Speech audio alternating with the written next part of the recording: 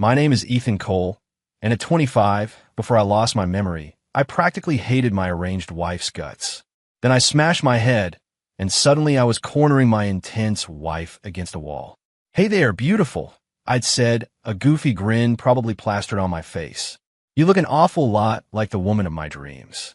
My buddy, Daniel, had rushed over, clamping a hand over my mouth. "Dude, that's Vivian Hayes, the very woman you despise, your sworn enemy."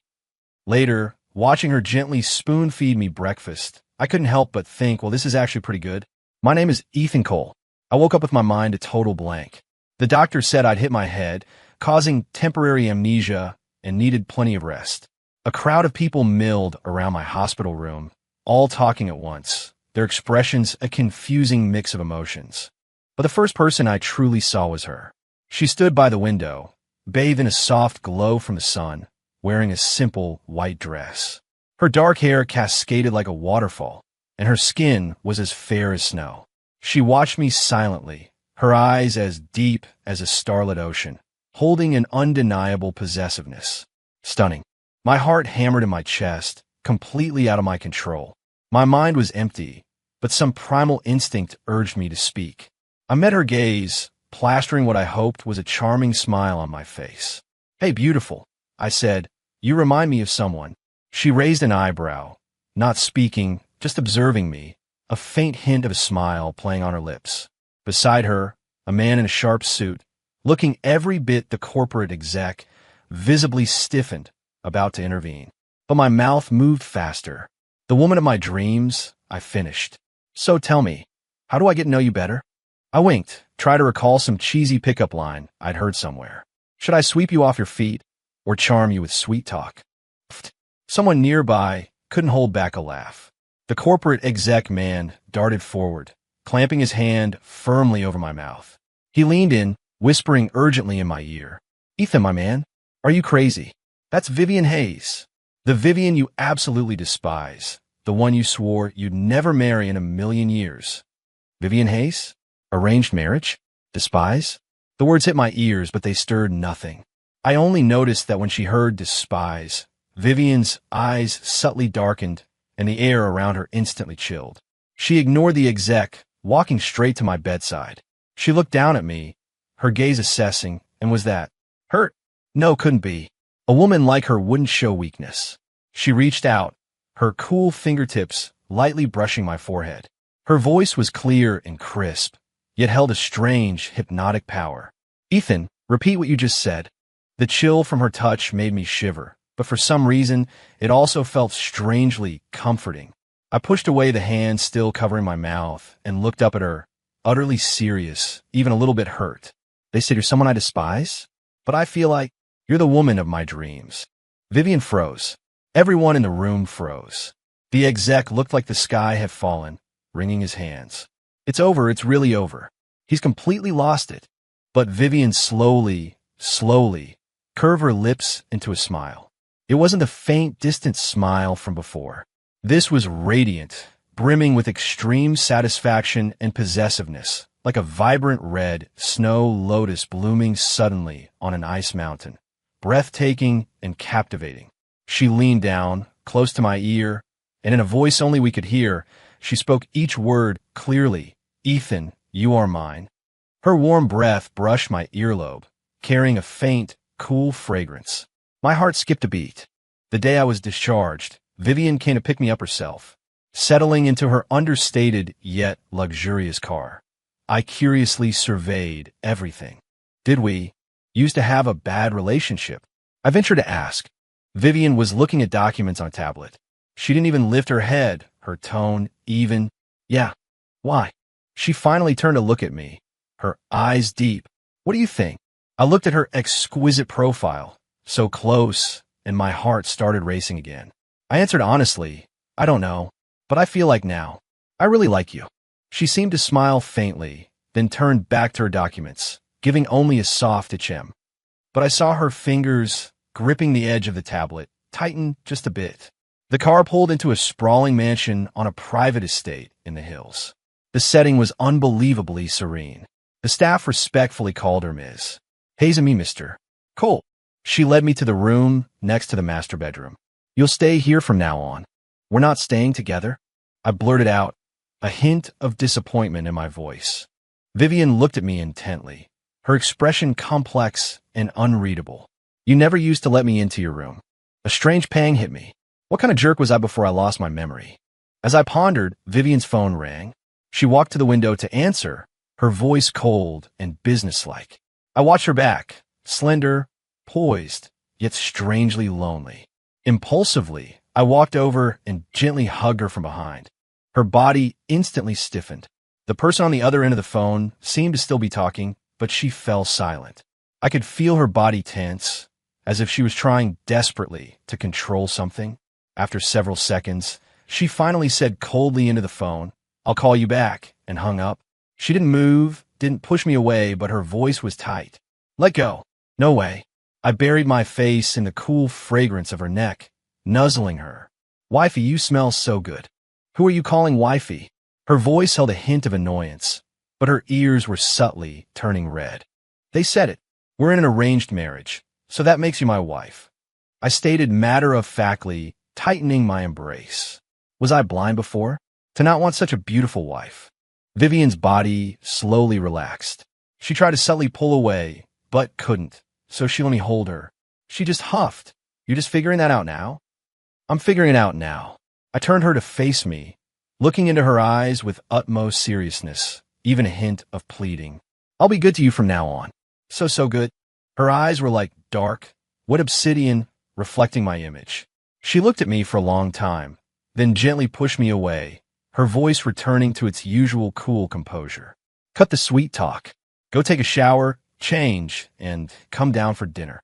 With that, she turned and walked away, her steps still graceful, but I thought I saw them quicken just a bit. Dinner was lavish. It was just the two of us at the long dining table. I sat next to her. She glared, but I grinned shamelessly, piling food onto her plate. Wifey, this shrimp is delicious. Try some. Wifey, have some soup. It's good for you. She kept a poker face, but silently ate everything I put on her plate.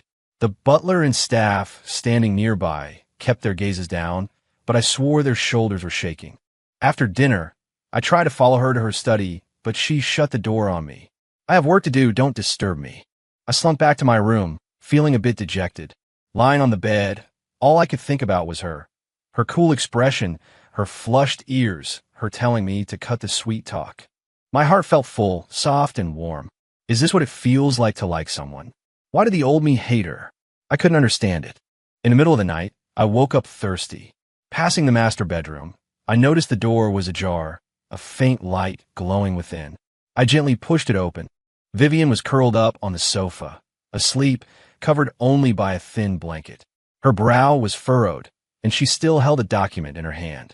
The floor lamp beside her cast a soft, yellow glow, highlighting her gentle sleeping face.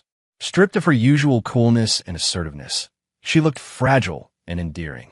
My heart softened, and I tiptoed over. I carefully tried to ease the document from her grasp, but she clutched it tightly. I had to bend down, intending to carry her to the bed. The moment I touched her, she startled awake. Her eyes were first hazy, then instantly sharp and cold, filled with full alertness. She sharply swatted my hand away. Who let you in? That look pierced me. I saw you fell asleep here. You might catch a cold. I explained a little awkwardly. She recognized me, and the ice in her eyes slowly thawed. She rubbed her temples, her voice laced with fatigue. Get out. I'll carry you to bed, I insisted. She looked up at me, her gaze complex. Ethan, you don't have to do this. Do what? You don't have to pretend to be nice to me just because you lost your memory. She pulled a sardonic smile. When your memory comes back, you'll find me irritating again. My heart felt a sharp, painful twist. So the old me was such a jerk that she couldn't even believe a shred of kindness from the current me. I knelt down, meeting her gaze levelly, and spoke with utmost seriousness. Vivian Hayes, listen to me. I don't know what kind of jerk the old Ethan was, but the current me, sitting right here, looking at you, feels nothing but happiness. I want to be good to you. I can't help but want to be close to you. This isn't pretending. This is instinct. I took her cool hand and placed it over my chest. Feel that. It's beating really fast, isn't it? It's telling me it likes you. Vivian stared at me, her eyes seeming to well up faintly. She abruptly pulled her hand away, stood up, and turned her back to me, her voice returning to its cold firmness. Sweet talk. Go back to sleep. But I saw her fingers hanging at her side, trembling slightly. The next morning, I woke up to the smell of food. Opening my eyes, I saw Vivian standing by my bed with a tray. On it was a light, comforting breakfast and a glass of juice. Her expression was still distant. You're awake? Come eat breakfast. I was overwhelmed, sitting up abruptly. Wifey, you brought me breakfast yourself? Maria's off today, she said, placing the tray on the nightstand without expression. Eat quickly before it gets cold. I watched her turn to leave, and on impulse, I spoke. Wifey, feed me. Vivian stopped, turning back to me in disbelief, looking at me like I was an alien. Say that again. My arm feels weak. I whined, looking at her with wide, pleading eyes. It might be a side effect from yesterday's crash. Wifey, please feed me. I watched as a faint blush slowly spread across her fair face, reaching her ears. She glared at me, her chest rising and falling slightly, clearly annoyed. But in the end, she came back, her face stiff, and picked up the bowl. She spooned out a bit of oatmeal, gently blew on it, then offered it to my mouth. Her movements were a little stiff, and her eyes avoided mine. But inside, I was absolutely ecstatic. Oh yeah, my wife is feeding me breakfast. The oatmeal was just the right temperature, soft and sweet. I opened my mouth and ate, my eyes fixed on her. She grew uncomfortable under my gaze and snapped. What are you staring at? Eat. My wifey's beautiful, I said with a grin after swallowing the oatmeal. She scooped another spoonful, rather roughly stuffing it into my mouth, trying to shut me up. But I continued, muffled, the breakfast my wifey feeds me is the best breakfast in the world. Her movements paused slightly, her eyelashes fluttering. She didn't look up, just mumbled, shut up and eat. Sunlight streamed through the gap in the curtains, falling on her lowered eyelashes, casting tiny shadows. In that moment, everything felt perfectly peaceful. I wish time could stop right there. After breakfast, I leaned back against the headboard, feeling utterly content. Vivian was clearing the dishes, asking as if casually, "Do you have any plans today?" "No plans," I said. "Just spending time with my wifey." Her movements halted. She glanced at me. "I have a video conference this morning. Then I'll just sit nearby and watch you. I promise not to disturb you," I immediately declared. She neither agreed nor objected. That counted as implicit consent. So, she sat at her desk for her video conference, and I pulled up a chair a short distance behind her, quietly watching her. At work, she was focused, her tone calm and decisive, exuding an aura of powerful strategic command. She was a completely different person from the one with flushed ears who fed me breakfast. But in every way, I couldn't take my eyes off her. The meeting seemed to be going poorly. The other party appeared to be questioning one of her decisions. Vivian's voice chilled, her gaze sharp as a knife. "Director Peterson, the final decision on this project rests with me. If you have an objection, you may keep it, or you may submit your resignation." The person on the screen instantly fell silent. I looked at her stern profile, but a strange pang of sympathy shot through my heart. To shoulder such a massive corporation, she must be incredibly stressed.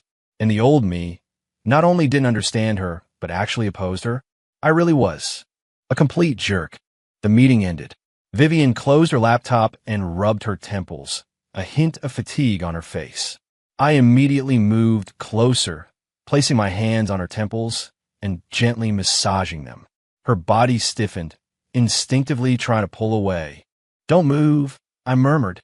"Let me help you, it'll feel good." My touch was very light, my fingertips sensing the cool feel of her skin. She slowly relaxed, leaning back in her chair, closing her eyes. Her long eyelashes cast small shadows beneath them, like tiny fans. "Wifey, you work too hard," I whispered. She didn't speak. After a long moment, so long I thought she'd fallen asleep, she softly hummed. Her voice was very faint, carrying a trace of almost imperceptible reliance. At noon, we ate lunch together. The atmosphere was much more relaxed than yesterday. Although she still wasn't very talkative, at least she wasn't cold-faced anymore. I told her jokes that I somehow remembered clearly, even though I didn't know where I'd heard them. At first, she resisted, but eventually couldn't help it, a small curve appearing at the corner of her lips. Sunlight streamed through the dining room's floor-to-ceiling windows, filling the entire space. Watching her gentle smile, I felt like the whole world brightened. In the afternoon, the family doctor came for a follow-up. After the examination, the doctor said my recovery was good, but couldn't say when my memory would return. Vivian stood nearby, listening to the doctor, her expression unchanged. After seeing the doctor out, I sidled up to her and whispered, "Wifey, do you want my memory to come back?" Vivian was pouring water. At my question, her hand paused. She turned and looked at me, her eyes deep and unreadable. "It doesn't matter." "How can it not matter?" I pressed. "What if I regain my memory and turned back into that jerk who hated you?"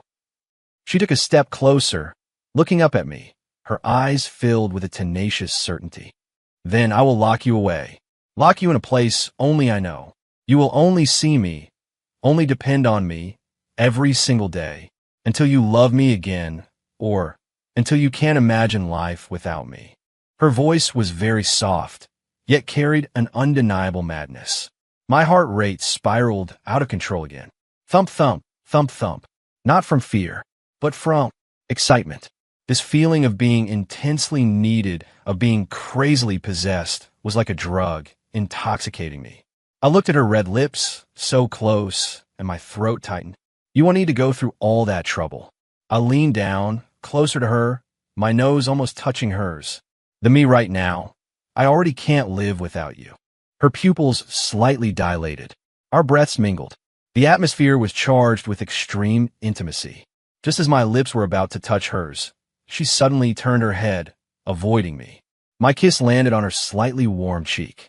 Soft, delicate, carrying her unique, cool fragrance. She pushed me away, taking a step back, her breathing a little unsteady, her eyes darting around. "I have a contract to review." With that, she practically fled. I watched her retreating back, then touched my own lips. The warmth and sensation of her cheek seemed to linger. I chuckled softly. "My wifey, she's kinda cute." That night, lying in bed, I replayed the kiss on her cheek from earlier, my heart pounding like a rabbit. I tossed and turned, unable to sleep. Eventually, I got up, intending to get a glass of milk from the kitchen. Passing Vivian's bedroom, I noticed a light still on. The door was still ajar. I hesitated, then gently knocked. No response. I cautiously pushed the door open. Only a bedside lamp was on, casting a dim light. Vivian was lying on her side, seemingly asleep, but her brows were tightly furrowed, beads of sweat on her forehead, and her lips moved slightly, as if she was talking in her sleep. I walked over softly, leaning down to try and hear what she was saying. "Don't go. Ethan hates me. Oh my." Her voice was broken, laced with a hint of a sob and unease. My heart twisted painfully. She was having a nightmare. Was it something I said earlier that made her uneasy? I knelt by the bed, cautiously reaching out to smooth her furrowed brow. The moment my fingertips touched her skin, she jolted awake. Her beautiful eyes, filled with lingering terror and vulnerability, instantly turned cold and sharp when she saw me, carrying a hint of embarrassed anger at having her secret exposed. "Who let you in? Get out." She snatched a pillow and threw it at me, her voice hoarse from sleep, but piercingly cold. I didn't dodge, letting the pillow hit me. I just looked at her, my heart aching. "You were having a nightmare," I said softly. She reacted like a cornered cat, instantly bristling. "None of your business. Get out." I didn't move. Instead, I sat on the edge of the bed, looking at her. "I'll stay with you. I don't need you." She pulled the blanket higher, wrapping herself tightly, turning her back to me, but her shoulders were trembling slightly. "You do," I insisted, reaching out and gently patting her back through the blanket like soothing a child. "Go back to sleep. I'll watch over you here." "Ethan." She suddenly spun around, her eyes red, glaring at me. "What exactly do you want? Is playing this amnesia game fun? Is it fun to watch me fall apart over you?" Her voice was thick with suppressed sobs and fury. I froze, looking at her red-rimmed eyes.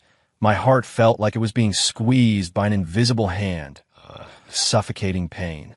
"I'm not playing games," I said, looking at her, each word deliberate and sincere. Vivian, I don't know what happened between us before, but the current me, seeing you have a nightmare, it hurts. Seeing you upset, I want to comfort you. Seeing you pretend to be strong, I want to protect you. This isn't a game. This is what my heart tells me. I pointed to my chest. Vivian stared at me, the anger slowly draining from her eyes, replaced by a bewildered disbelief. She opened her mouth, wanting to say something, but ultimately said nothing. She just turned back around, facing away from me, wrapping herself even tighter in the blanket. But this time, she didn't tell me to leave. And I didn't. I just sat by the bed, gently patting her back through the blanket, over and over. The room was quiet, with only our soft breaths and her gradually steadying heartbeat.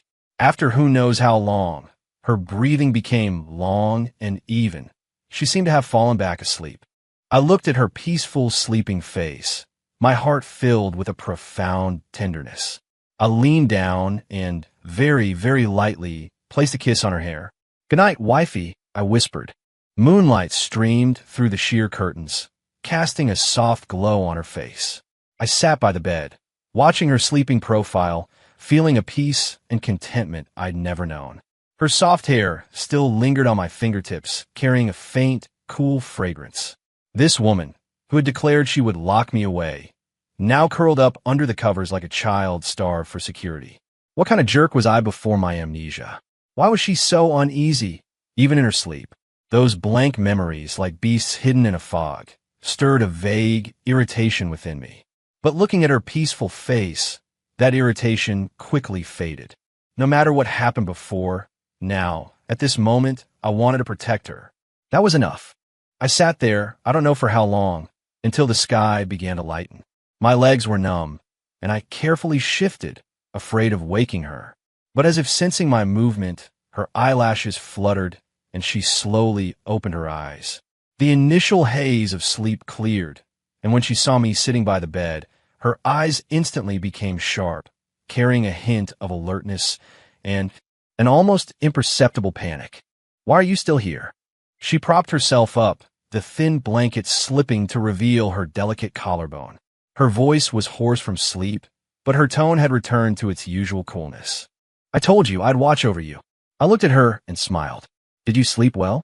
She avoided my gaze, reaching up to smooth her slightly disheveled long hair, using it to hide her emotions. "You meddle too much." Her eyes swept over my stiff legs, and she pursed her lips, ultimately saying nothing harsh. "I'll go get breakfast ready." She threw back the covers and got out of bed, her movements carrying a trace of hurriedness. "Let Maria do it today," I said, noticing the faint dark circles under her eyes.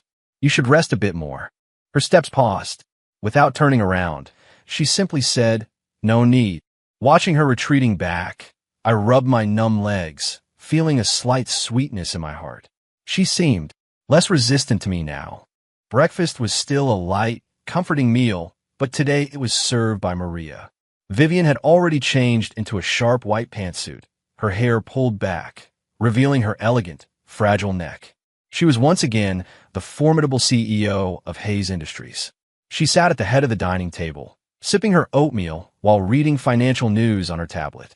I moved closer, sitting beside her. She glanced at me, but said nothing. "Wifey, are you busy today?" I serve her a crystal shrimp dumpling. She replied, a simple affirmation. "Then I'll wait for you to get off work." I looked at her with hopeful eyes. She put down her spoon, gracefully wiped her mouth with a napkin. "Suit yourself." Her tone was still even, but I noticed her eyelashes flutter once. That hint of sweetness bubbled up in my heart again. After breakfast, she picked up her bag, ready to leave for the office. I followed her, like a doting spouse seeing off their partner. At the front door, she put on her shoes, then suddenly turned to look at me. I almost bumped into her. "What is it?" I asked. She looked at me, her eyes complex, as if she had something to say but couldn't. Finally, she just reached up and gently brushed my forehead, where a small bandage was still visible. "Remember to change your dressing," she said, and without waiting for my reaction, she turned and opened the door, leaving quickly. Her movement was as swift as a gust of wind. I stood there, stunned, my forehead still feeling the faint, cool touch of her fingertips. My heart felt as if it had been lightly tickled by a feather. It was a strange mix of warmth and tingling. Maria, the housekeeper, watching from the side, couldn't help but smile faintly. Mr. Cole, Ms. Hayes really does care about you. I touched my forehead, a silly grin spreading across my face. I spent the entire morning feeling restless. I walked around the enormous mansion several times, trying in vain to recover some familiar memories. My mind remained a blank slate regarding the past. Only fleeting moments involving Vivian, as if etched deep in my soul, grew clearer and clearer. Her slightly flushed ears, her feigned indifference, her slightly trembling hand when she fed me breakfast. These details, now recalling them, held a fatal attraction. Close to noon, the doorbell rang. Maria answered it, and then a young man walked in, wearing a flashy shirt and with slicked back hair. He carried a fruit basket and immediately looked around, his eyes lighting up when he saw me. Well, Ethan, my boy, glad you're okay. Heard you lost your memory? Is it true? Blake prattled on, trying to clap me on the shoulder. I instinctively stepped back, avoiding his touch. This man gave me an uneasy feeling. Who are you? I asked, frowning. It's me, Blake Harrison, your best pal. Blake pointed to himself, feigning hurt. No way. You really don't remember? We practically grew up together. Best pal? I scrutinized him, trying to find a flicker of familiarity in his ingratiating smile. Nothing. Only strangeness and an underlying dislike. Do you need something? My tone wasn't exactly welcoming. Blake seemed a bit awkward. He placed a fruit basket on the table, then leaned in, lowering his voice. Buddy, I heard you're getting along pretty well with Vivian these days. His eyes held a probing, almost gleeful look. My guard went up, but I kept my face expressionless. So, hey, nothing, just a reminder, Blake winked. Don't be fooled by her act. That woman's got a nasty streak. She practically drove you to a breakdown before, remember? Drove me to a breakdown? I looked at Blake, trying to discern the truth in his words. How'd she drive me to a breakdown? I asked. How else? The arranged marriage. She used her family's power to force you to marry her. When you refused, she actively sabotaged you, stealing your projects, cutting off your funding. She drove off all your girlfriends one by one. Ruthless man. Blake spewed, spittle flying. You used to say she made you sick to your stomach. Wish she'd just disappear. My heart slowly sank. His words, like thorns, pricked at my core, even though I didn't remember if it was true. Oh, right. Blake suddenly remembered something, pulling out his phone and showing me a picture. Look, this is Chloe Davies, your favorite girl from college. Sweet and sensible. If it wasn't for Vivian. Chloe Davies, your favorite girl from college. Sweet and sensible. If it wasn't for Vivian. The photo showed a girl in a white dress, smiling gently in a field of flowers. She was pretty, but my heart felt nothing. In fact, she seemed a little blunt, not as captivating as the subtle, elegant charm in Vivian's eyes. What did Vivian do to her? I asked, my voice a little dry. What else? Threats and intimidation. Scared her so much she left the country. Blake fumed. So, I'm telling you, buddy, now that you've lost your memory, don't let her charm you. That woman is a psycho, a control freak. She just wants to completely control you. Control. Lock away. Only her. His words echoed Vivian's tenacious gaze from last night. My breath hitched. Blake continued to babble. If you ask me, this is the perfect chance to divorce her. After all, Cole Enterprises doesn't rely entirely on Hayes Industries anymore. Are you done? I cut him off, my voice chilling. Blake blinked. Huh. If you're done, please leave. I stood up, directly showing him the door. No, Ethan, you. Blake looked bewildered, apparently not expecting this reaction from me. My wife will be home from work soon, I said, looking at him, each word distinct. She doesn't like outsiders lingering here too long. Blake's face shifted several times. Then he grudgingly picked up his car keys. Fine, you little. Just wait till your memory comes back. You'll regret this. He stalked off, annoyed. The mansion returned to silence. I stood there, Blake's words reverberating in my mind. Forced you into marriage. Stole your projects. Drove off your girlfriends. Control freak. Control you. Each word felt like a heavy stone pressing on my chest. If all of that was true, then what was this reliance and affection I felt for her now? A trick of amnesia? Was that instinctive attraction fake too? I ran a frustrated hand through my hair, my mind a tangled mess. No, that's not right. If she was truly so terrible, why did her eyes hold vulnerability and unease after my amnesia? Why did her hand tremble slightly when she fed me breakfast? Why did she look so helpless when she had a nightmare? Blake's words couldn't be entirely trusted. At the very least, I couldn't just listen to his side of the story. I would wait for Vivian to come back and ask her directly. Time passed agonizingly slowly. I paced back and forth in the living room, constantly checking the wall clock. This was the first time waiting felt so long and tormenting. At 4 o'clock, the sound of a car engine finally reached the driveway. My heart leaped. Vivian pushed open the door and walked in. She seemed tired, taking off her heels and rubbing her temples. Seeing me standing in the center of the living room, she paused. "What are you doing standing there?" she asked, her voice holding an almost imperceptible softness. I didn't rush over to her as usual. I just looked at her, took a deep breath, and spoke. Blake was here today. Vivian's movements instantly froze. She lowered her hand, looking at me, her eyes sharpening. "What did he want?" he said. I stared in her eyes, not missing a single flicker of emotion. "That you used to force me into our arranged marriage, stole my projects, cut off my funding, and even drove off my favorite college friend out of the country." My voice was calm, but a tight string pulled in my chest. Vivian's face slowly drained of color. She pressed her lips together, her eyes swirling with complex emotions. Anger, hurt, and a touch of, I knew it. Silence spread through the air, suffocatingly oppressive. She ultimately offered no explanation. She just looked away, her voice as cold as ice. "So, you believe him now?" My heart sank. "I want to hear it from you," I insisted. She scoffed, a deep, self-deprecating chill in her laugh. "Does it matter what I say? Haven't you already decided I'm a ruthless, malicious psycho?" She walked past me, heading straight for the stairs. "Vivian," I grabbed her wrist.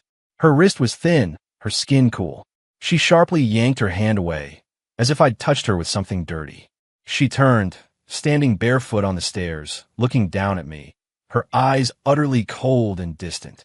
"Ethan Cole, the amnesia game should end now.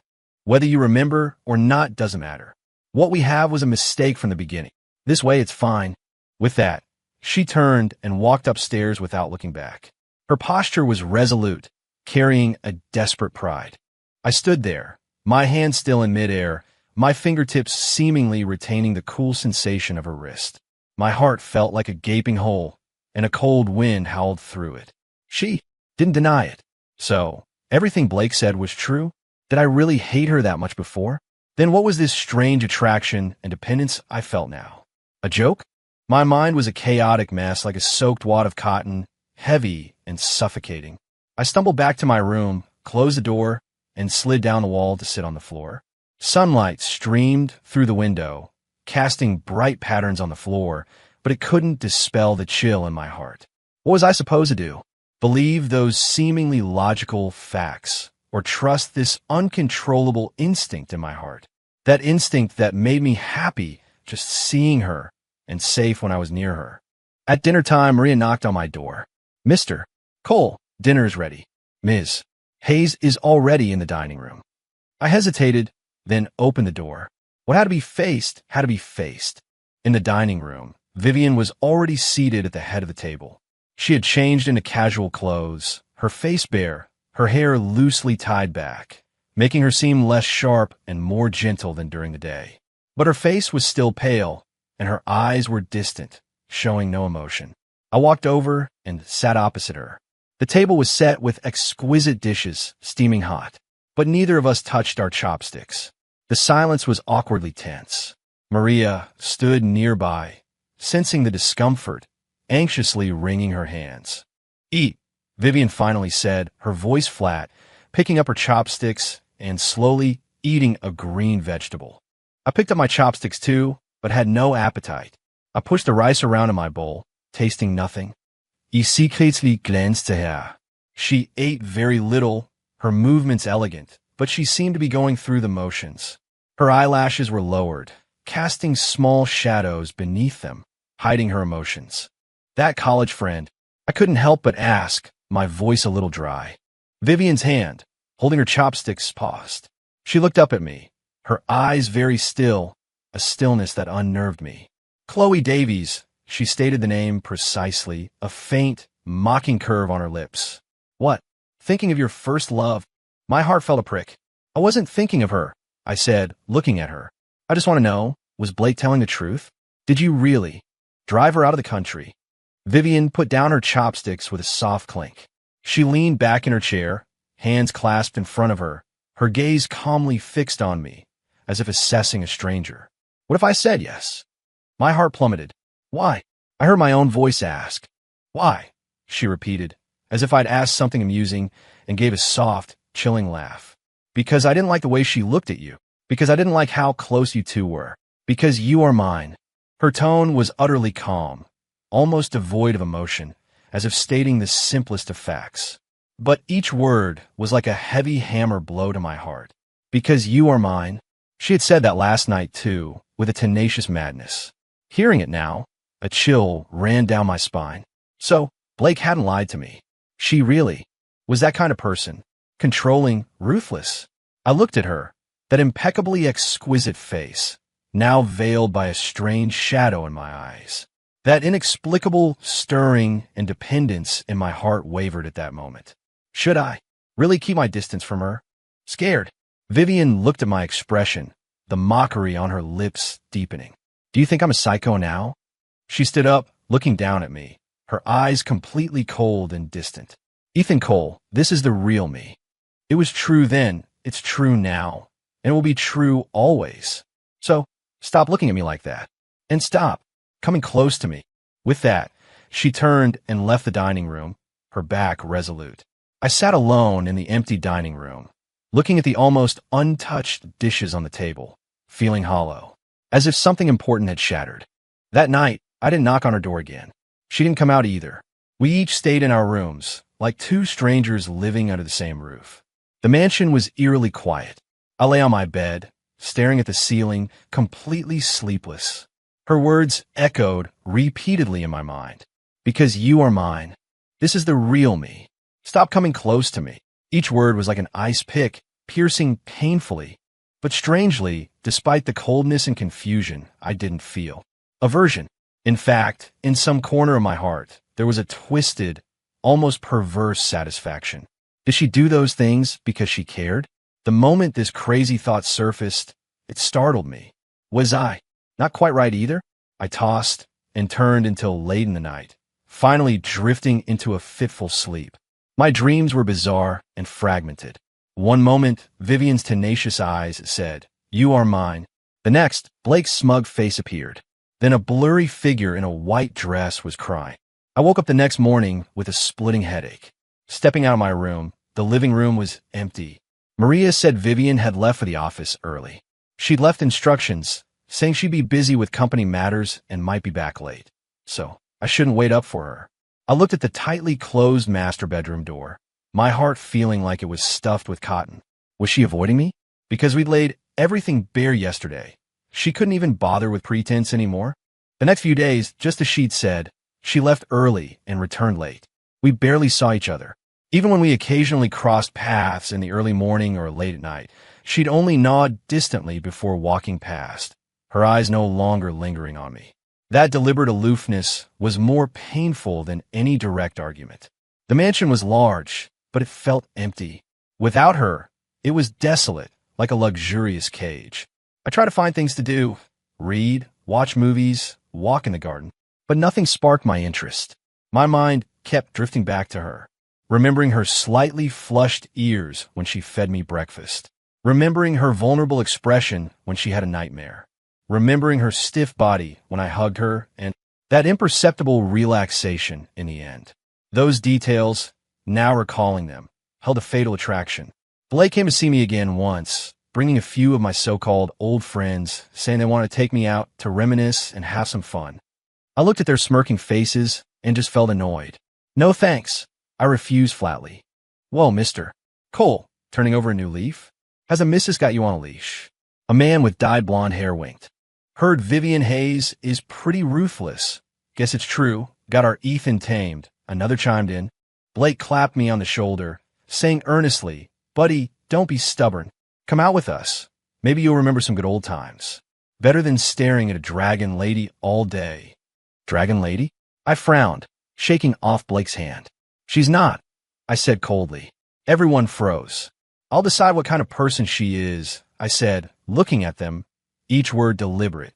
From now on, unless it's important, don't bother coming to see me. With that, I didn't look at their astonished faces and turned back into the mansion. I closed the door, shutting out the noise. Leaning against the door, I slowly exhaled.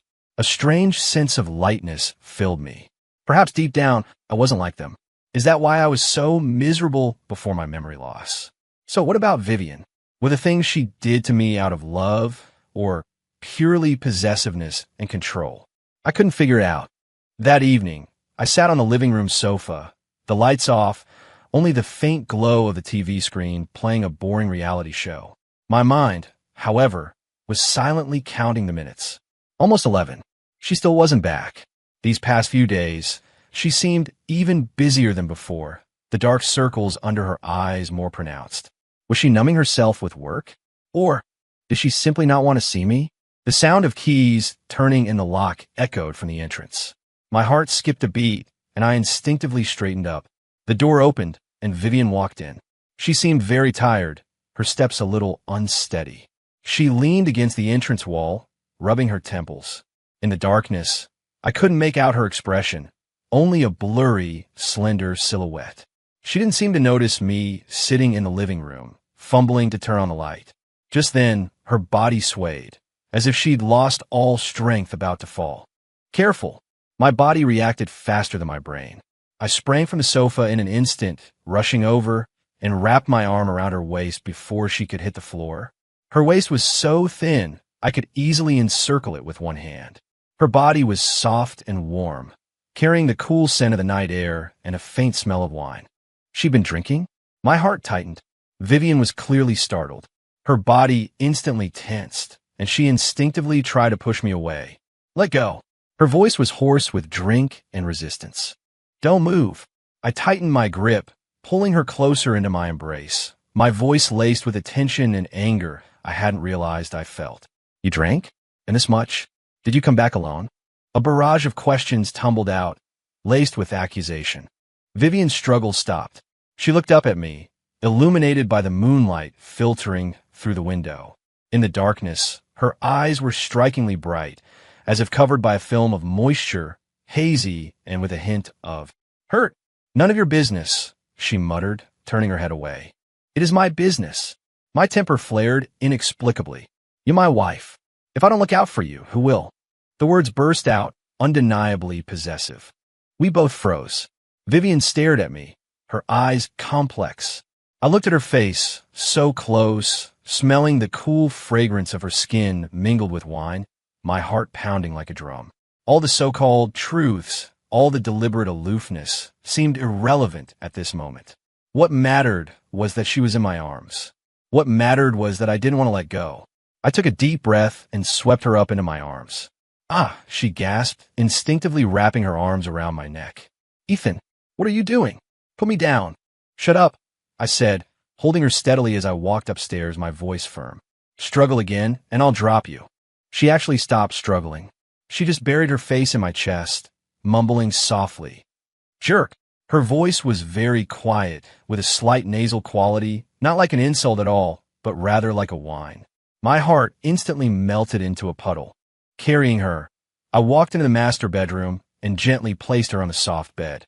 She seemed genuinely exhausted, or perhaps the alcohol was really hitting her. Lying on the bed, she curled up, her eyes closed, her long eyelashes fluttering like butterfly wings. I knelt by the bed, looking at her tranquil, sleeping face, my mind a complete mess. Which was the real her? The ruthless control freak? Or this woman who got drunk, became vulnerable, and unconsciously relied on me? Perhaps both. And I didn't seem to mind this side of her at all. In fact, I was a little obsessed. I reached out and gently brushed a strand of hair from her cheek. My fingertips touched her slightly warm skin. As if sensing it, she softly rubbed against my fingertips, mumbling something incoherently. Ethan, don't go. My heart felt like it had been violently struck. All hesitation and struggle crumbled at that moment. To hell with the past. To hell with the truth. All I knew was that the current me couldn't bear to let her go. I leaned down and pressed a soft kiss on her smooth forehead. I'm not leaving, I whispered a promise. I'm never leaving again. The morning sun filtered gently through the sheer curtains, softly illuminating the room. I woke up to a slight movement.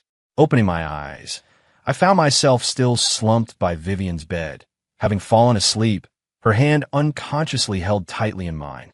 She seemed to have just woken up as well, her eyes still a little hazy, trying to quietly pull her hand away. Seeing me awake, her movements froze. A deep blush quickly spread across her face, and her eyes darted away, unwilling to meet mine. Why are you sleeping here? Her voice was hoarse from sleep, a hint of panic in it. I looked at her rarely seen embarrassment, and the lingering gloom from last night's argument vanished instantly. Instead, a desire to tease her bubbled up. Not only did I not release her hand, I tightened my grip, my thumb gently caressing her delicate skin. Last night, a certain drunkard almost fell. I carried her back, I said, watching her cheeks grow redder, my lips curving into a smile. What? Use me and toss me aside? Vivian tried to pull her hand away forcefully, her voice regaining its usual coolness, though it lacked its usual intimidation. Who asked you to meddle? Let go. No way. I insisted playfully and even daringly brought her hand to my lips, gently kissing the back of it. It was cool and delicately smooth. You. She recoiled as if burned, sharply pulling her hand away and throwing back the covers, intending to get out of bed. Her ears were so red, they looked almost ready to bleed. Ow! Perhaps her movement was too sudden. She clutched her forehead, a frown of pain appearing. What's wrong? Headache. I immediately became concerned, standing up and steadying her shoulders. That's what you get for drinking so much. She shook off my hand, glaring at me. Don't pretend to care. Despite her words, she didn't rush to escape, just sat on the edge of the bed, breathing slightly. The sunlight outlined her slender neck and graceful collarbone, and the loose neckline of her casual top revealed a small patch of fair skin. My throat unconsciously tightened. The atmosphere held a subtle intimacy. I'll have Maria make some hangover soup, I said, averting my gaze, my voice a little dry. HM. She softly hummed, a silent acquiescence. I left the room, gave instructions to Maria, then went to the bathroom to soak a towel in warm water. Returning to the room, she was still sitting on the edge of the bed, head down, lost in thought. I walked over and handed her the warm towel. Apply this, it'll help. She hesitated, then took it, pressing it to her forehead. The warm steam softened her sharp features considerably. Neither of us mentioned yesterday's unpleasantness again, nor Blake's words. It was as if it had been a brief nightmare, dissipated with the morning sun. But I knew some things were different. After last night, my previous uncertainty had solidified. Regardless of the past, regardless of who she was, the current me just wanted to follow my heart. And my heart clearly told me it wanted to be close to her. At breakfast, the atmosphere was much more relaxed. I still sat next to her, serving her food.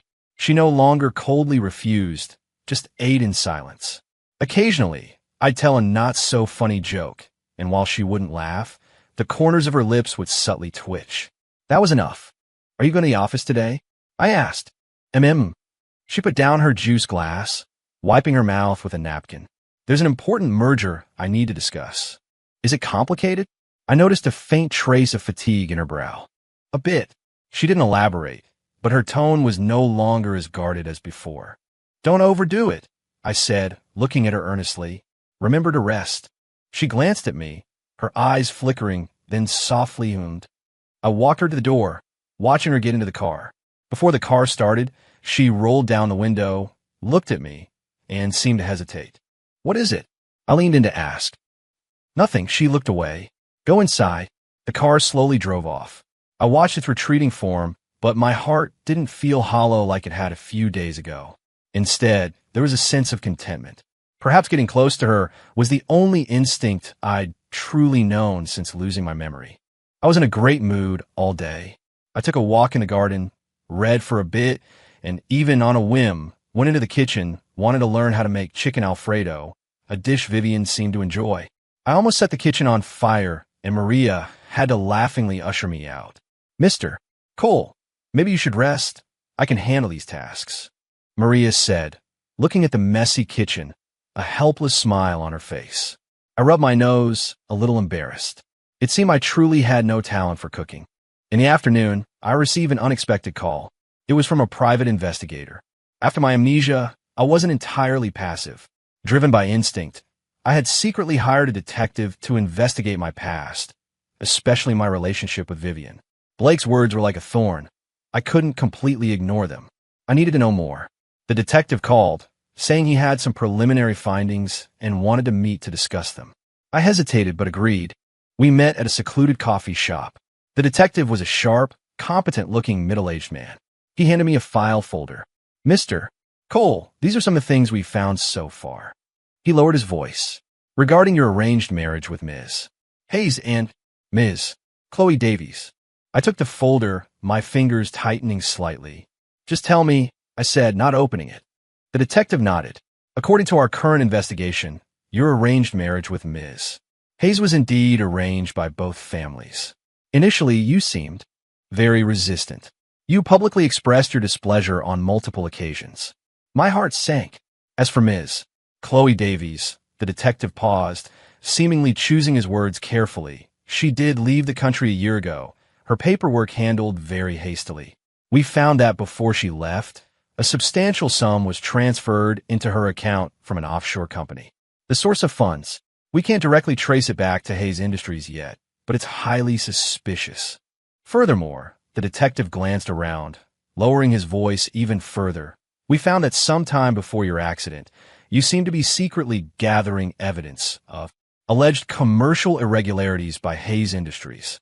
I snapped my head up, my pupils constricting. What? Gathering evidence of Hayes Industries' irregularities?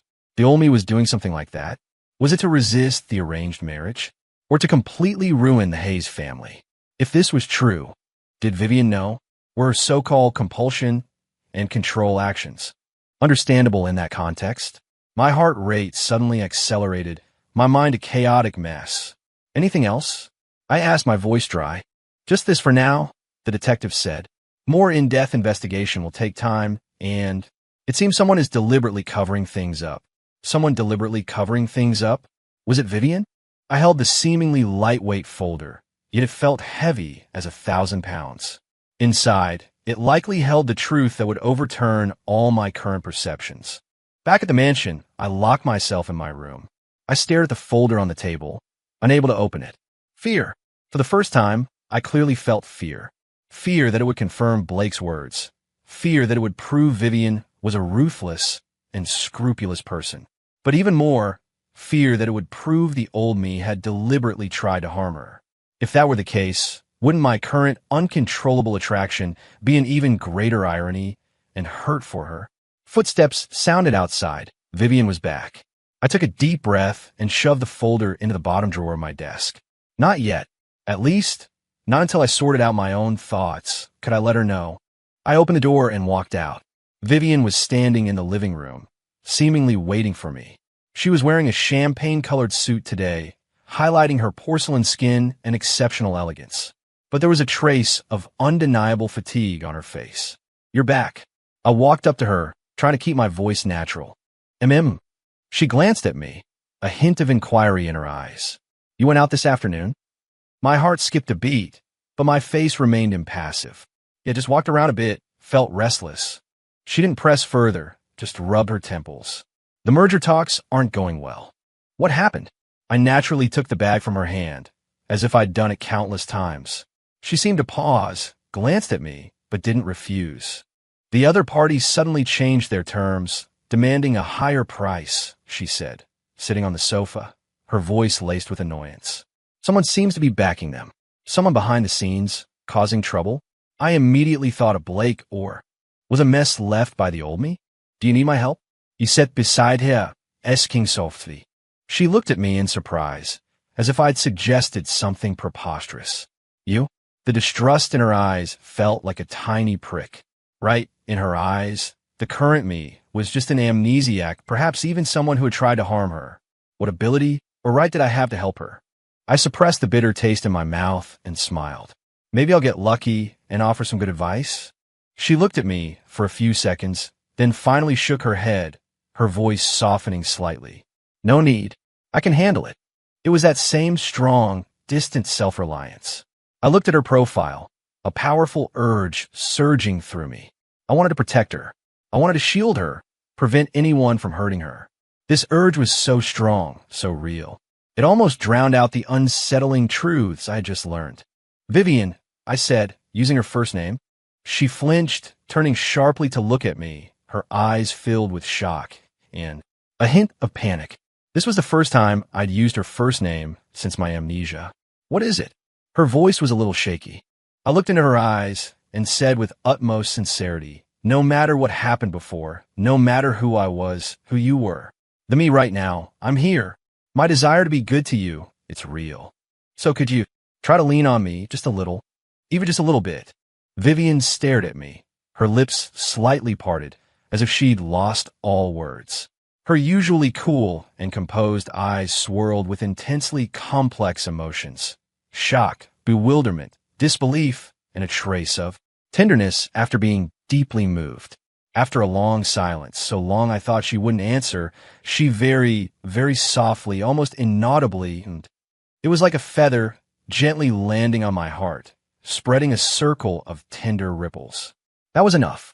I looked at her slightly flushed ear tips, and the gloom in my heart from the folder was instantly dispelled by this subtle response.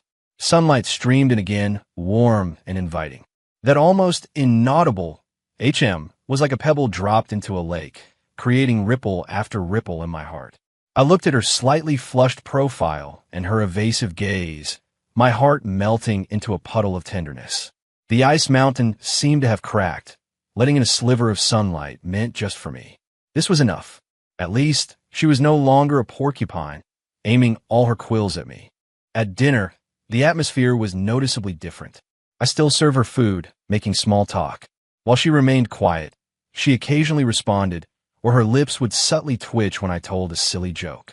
Under the soft light, her features softened considerably, no longer carrying the icy reserve from before.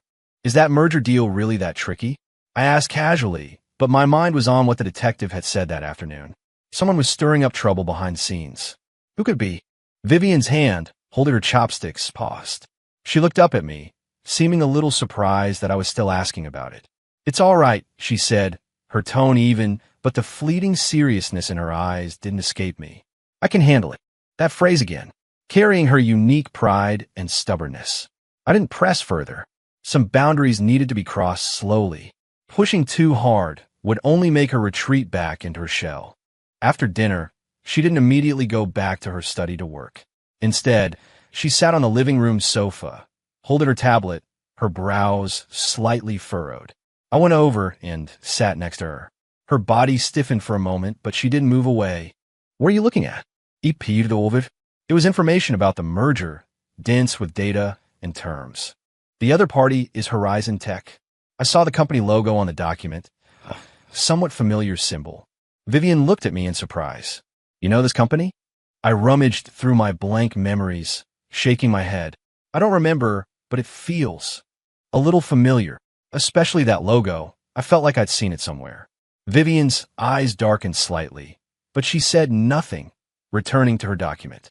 I watched her focused profile, the lamplight casting small shadows on her long eyelashes, her nose bridged delicate, her lips a natural rosy red. So beautiful. I couldn't get enough of looking at her. That urge to do something for her grew stronger and stronger. The file folder in the drawer, like a hot iron, seared my heart. What role had I played before my amnesia?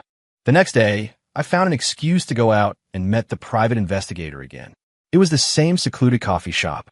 I need to know more about Horizon Tech and who exactly is trying to sabotage Hayes Industries. I stated directly, a coldness in my voice I hadn't realized was there. The detective looked somewhat troubled. Mister, Cole, the other party is very cautious. The clues are extremely clean. Horizon Tech itself isn't the problem. The issue is the massive influx of funds that suddenly came into it. The source is very hidden, as if laundered through multiple offshore shell companies. Offshore shell companies. I remembered what the detective had said earlier about the suspicious large sum in Chloe Davies' account. Could there be a connection? Keep digging, I said firmly. The money trail, associated individuals, every detail. I want it all. That will take time and more resources. The detective looked hesitant. Money isn't an issue. I looked into his eyes. I need results as soon as possible. Leaving the coffee shop, I felt a heavy weight in my heart.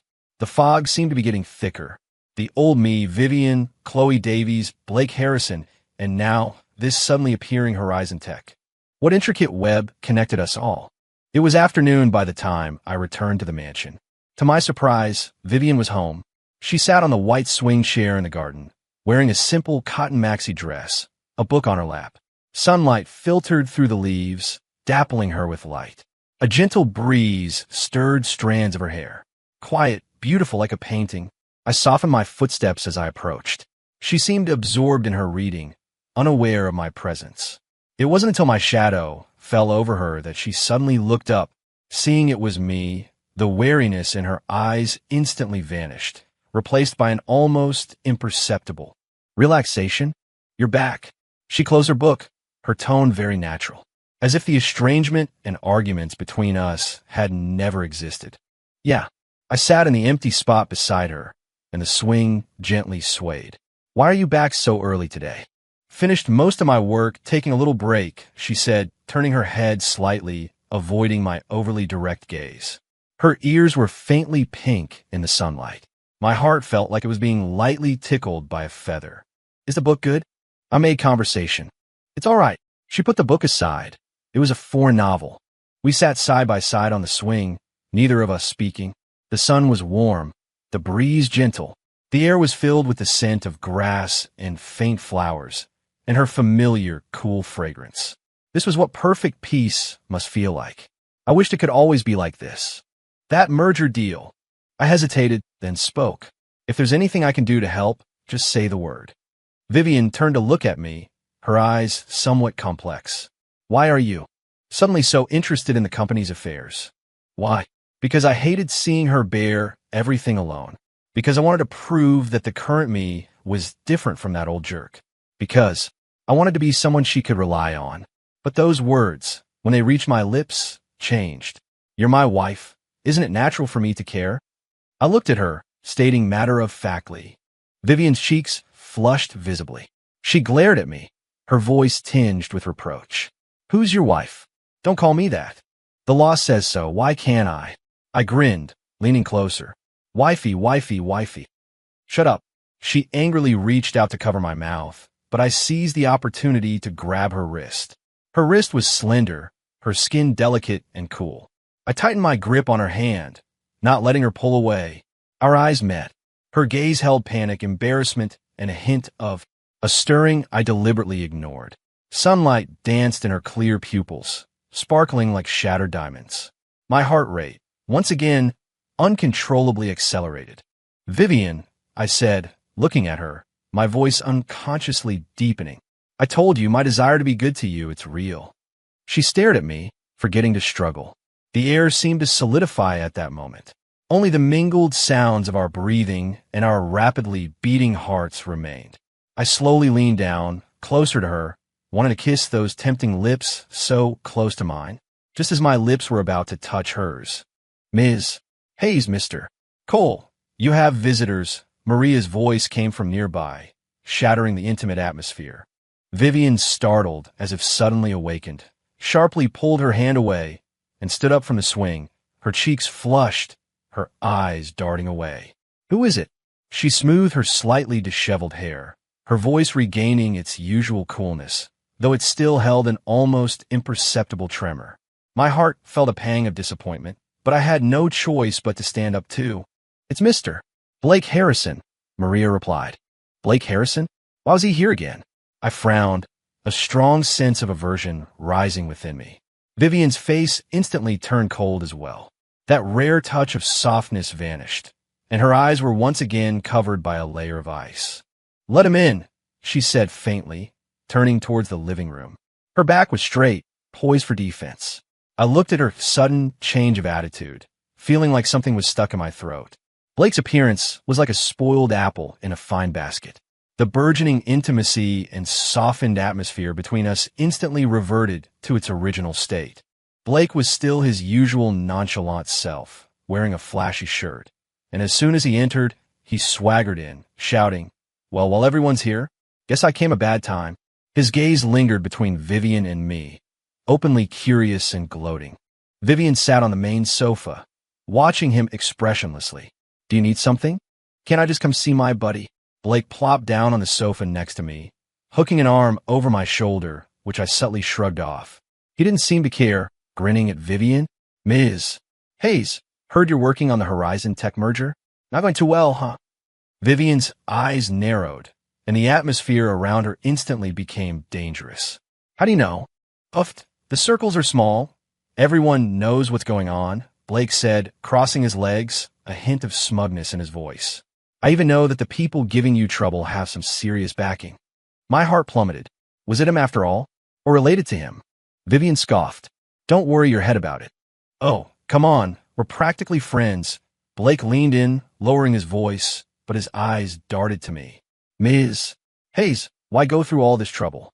Just say the word, agree to the condition I mentioned before, and I might be able to put in a good word for you with Horizon Tech." "Condition? What condition?" I looked at Vivian. Her face was ashen, her fingers tightly gripping the armrest of the sofa, knuckles white. A sudden anger flared in my chest. This Blake, he really had ulterior motives. He dared to take advantage of her vulnerability to threaten Vivian. I abruptly stood up, shielding Vivian, and looked coldly at Blake. "Blake, you're not welcome here. Please leave." Blake froze, seemingly not expecting me to directly kick him out. The smile vanished from his face. He stood up, his eyes dark and menacing as he looked at me. "Ethan, have you really been brainwashed by this woman? You forgot how she used to treat you." "That's my business," I retorted, meeting his gaze without flinching. "Now get out." Fine. Blake scoffed in anger, pointing at me. "You got guts. Just you wait." He glared fiercely at Vivian and me, then slammed the door shut as he left. The living room returned to silence, but the atmosphere was more oppressive than before. I turned to look at Vivian. She was still sitting on the sofa, head bowed, her long hair obscuring her expression, but I knew she was angry, or rather, suppressing her rage. "What was the condition he mentioned?" I asked softly. Vivian suddenly lifted her head, her eyes sharp as knives, filled with an offended fury and icy coldness. "That's none of your business." She stood up, not even glancing at me, and walked straight upstairs. "Ethan, mind your own business." Her voice was like an ice-cold knife, piercing deeply into my heart. I was left alone in the living room. The air still carried Blake's sickening cologne scent and the cold current from Vivian's abrupt departure. "Mind your own business." Her words were like an ice pick, stabbing my heart, spreading a chill through my limbs. It was always like this. Every time I thought I'd gotten a little closer, I was unceremoniously pushed away. That slightly open door to her heart had slammed shut again. I frustratedly ran my hands through my hair, my chest tight with a suffocating feeling. What was the condition Blake mentioned? Why was Vivian's reaction so extreme? What role had the old me played in this tangled mess? The file folder in my drawer was like Pandora's box, tempting me to open it, yet terrified of seeing a truth I couldn't bear. I stood in the empty living room for a long time, until the sun set and dusk enveloped everything. Maria cautiously came to ask if I wanted dinner. I waved her off, having no appetite. I turned and went upstairs. Passing the master bedroom, the door was tightly shut, no sound coming from within. I raised my hand, wanting a knock, but ultimately let it fall uselessly. Going in now would only lead to a bigger argument, seemingly pointless. I returned to my room, closed the door, and slid down the wall to sit on the floor. In the darkness, my senses became exceptionally sharp. I could hear my own slightly ragged breathing, feel my heart's dull thudding. And, faintly from the next room, I heard barely suppressed sobs. Very soft, very faint, broken. like a wounded animal, licking its wounds alone in a deserted corner. She was crying? My heart twisted sharply, as if gripped by an invisible hand, aching almost to the point of suffocation. The Vivian Hayes who was always calm, composed, and impeccably strong in public was now secretly crying. Was it because of Blake's threat? Or because of my helplessness? A wave of self-reproach and heartache washed over me. I hated my amnesia, hated that I couldn't share her burden, hated that I might even be one of the sources of her pain. I stood up, pacing restlessly in my room. No, I couldn't just watch her endure everything alone. Regardless of the past, regardless of whether she accepted it, the current me had to do something. I pulled out my phone and called a private investigator again. More money, fastest possible speed. I need to know all of Blake Harrison's recent movements and what that condition he mentioned is. My voice held a coldness I hadn't realized was there. Hanging up, I took a deep breath, trying to calm my swirling emotions. Then, I left my room and went downstairs to the kitchen. Maria was tidying up, looking surprised to see me. "Mr. Cole, do you need anything?" "I'll do it," I said, rolling up my sleeves. "I want to cook something." "Oh, should I do it?" Maria hesitated. "It's fine, I want to personally make her some soothing warm milk," I said, looking at Maria, my tone insistent. "Can you teach me?" Maria looked at me, a flicker of emotion in her eyes, then finally nodded. "All right, I'll teach you." Under Maria's guidance, I clumsily heated the milk, then carefully added a little honey. My movements were awkward, and I even almost knocked over the sugar jar. But eventually, a cup of fragrant warm milk was ready. I carried the tray upstairs. Stopping at the master bedroom door, I took a deep breath and gently knocked. The sobbing inside instantly ceased. After several seconds, her voice, thick with a nasal quality and deliberately cold, came from within. "Who is it?" "It's me," I said softly. "I heated you some milk." A brief silence. "No need." I had expected her to refuse. "I'll leave it by the door," I said, not insisting on entering, just gently placing the tray on the floor beside the door. "Remember to drink it." With that, I didn't linger and returned to my room. I closed the door but didn't leave. I leaned against the door, holding my breath, carefully listening to the sounds outside. After about 5 or 6 minutes, I heard the subtle sound of the adjacent room's door being gently opened. Very light, very careful. Then the faint clink of the tray being picked up. The door was gently closed again. My racing heart settled slightly. She accepted it, even if it was just an insignificant cup of milk. It was a good start. That night, I didn't sleep well.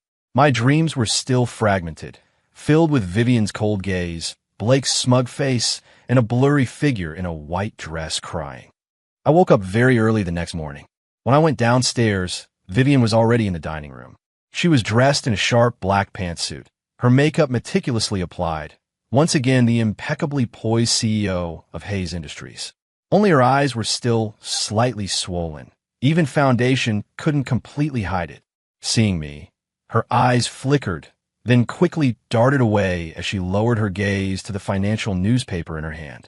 "Morning," I greeted her sitting opposite her. "Morning," she responded softly, her voice a little hoarse. Maria brought breakfast. We ate in silence. The atmosphere was subtly awkward. I noticed she drank milk today. It was the usual kind Maria prepared, not the one I'd heated last night. I felt a tiny pang of disappointment, but quickly shrugged it off. Being able to calmly sit and have breakfast together was already a huge improvement from yesterday's tension. Today, I hesitated, starting to speak. "I'll be very busy today." She interrupted me immediately, her tone deliberately distant. "Don't wait up for me." "Okay," I nodded.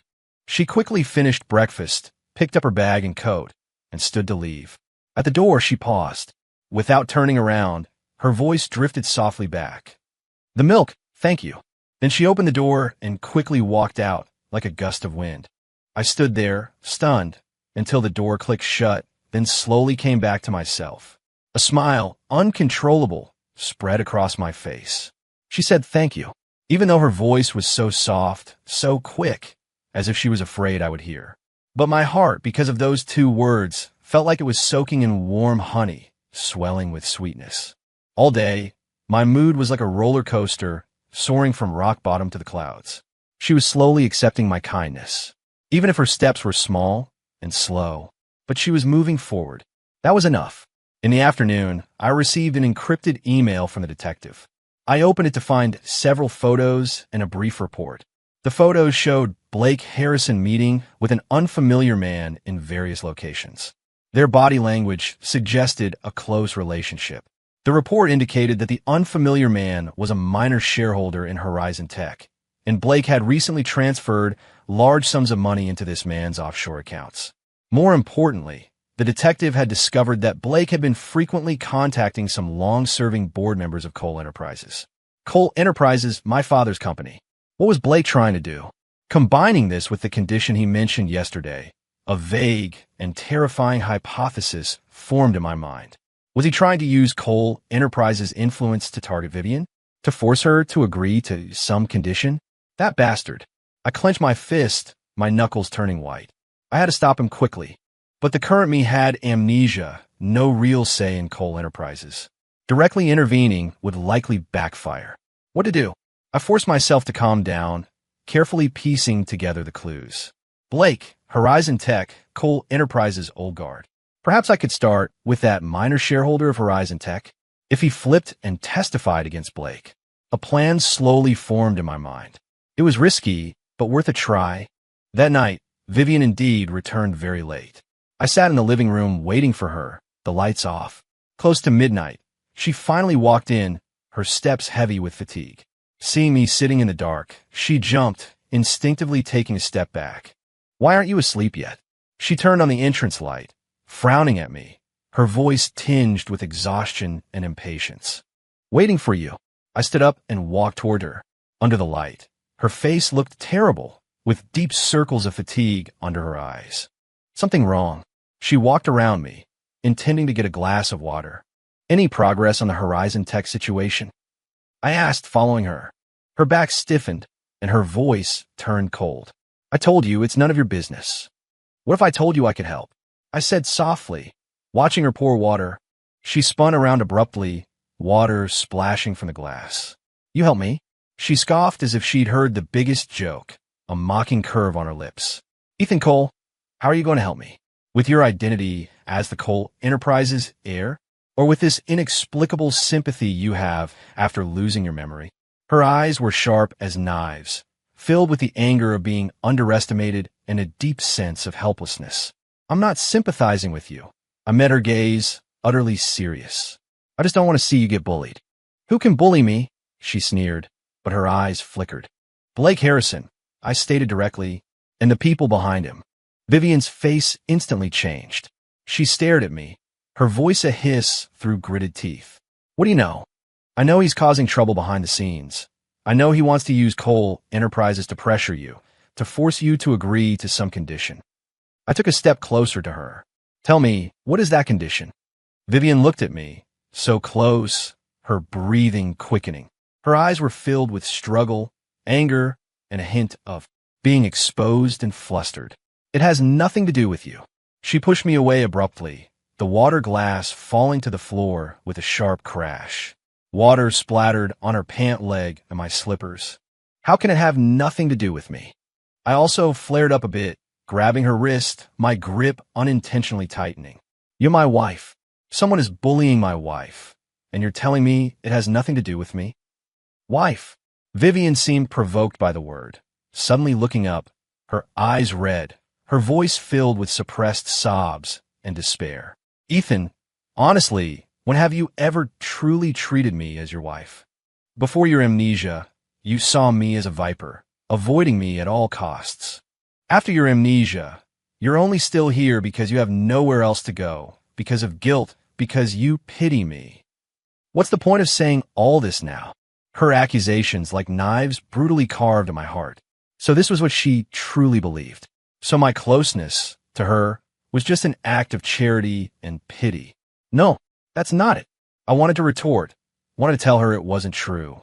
But those lost memories, like an insurmountable chasm, lay between us, making all my explanations seem so weak and pathetic. I looked at her red-rimmed eyes and trembling body, all words caught in my throat. Only boundless heartache and regret remained.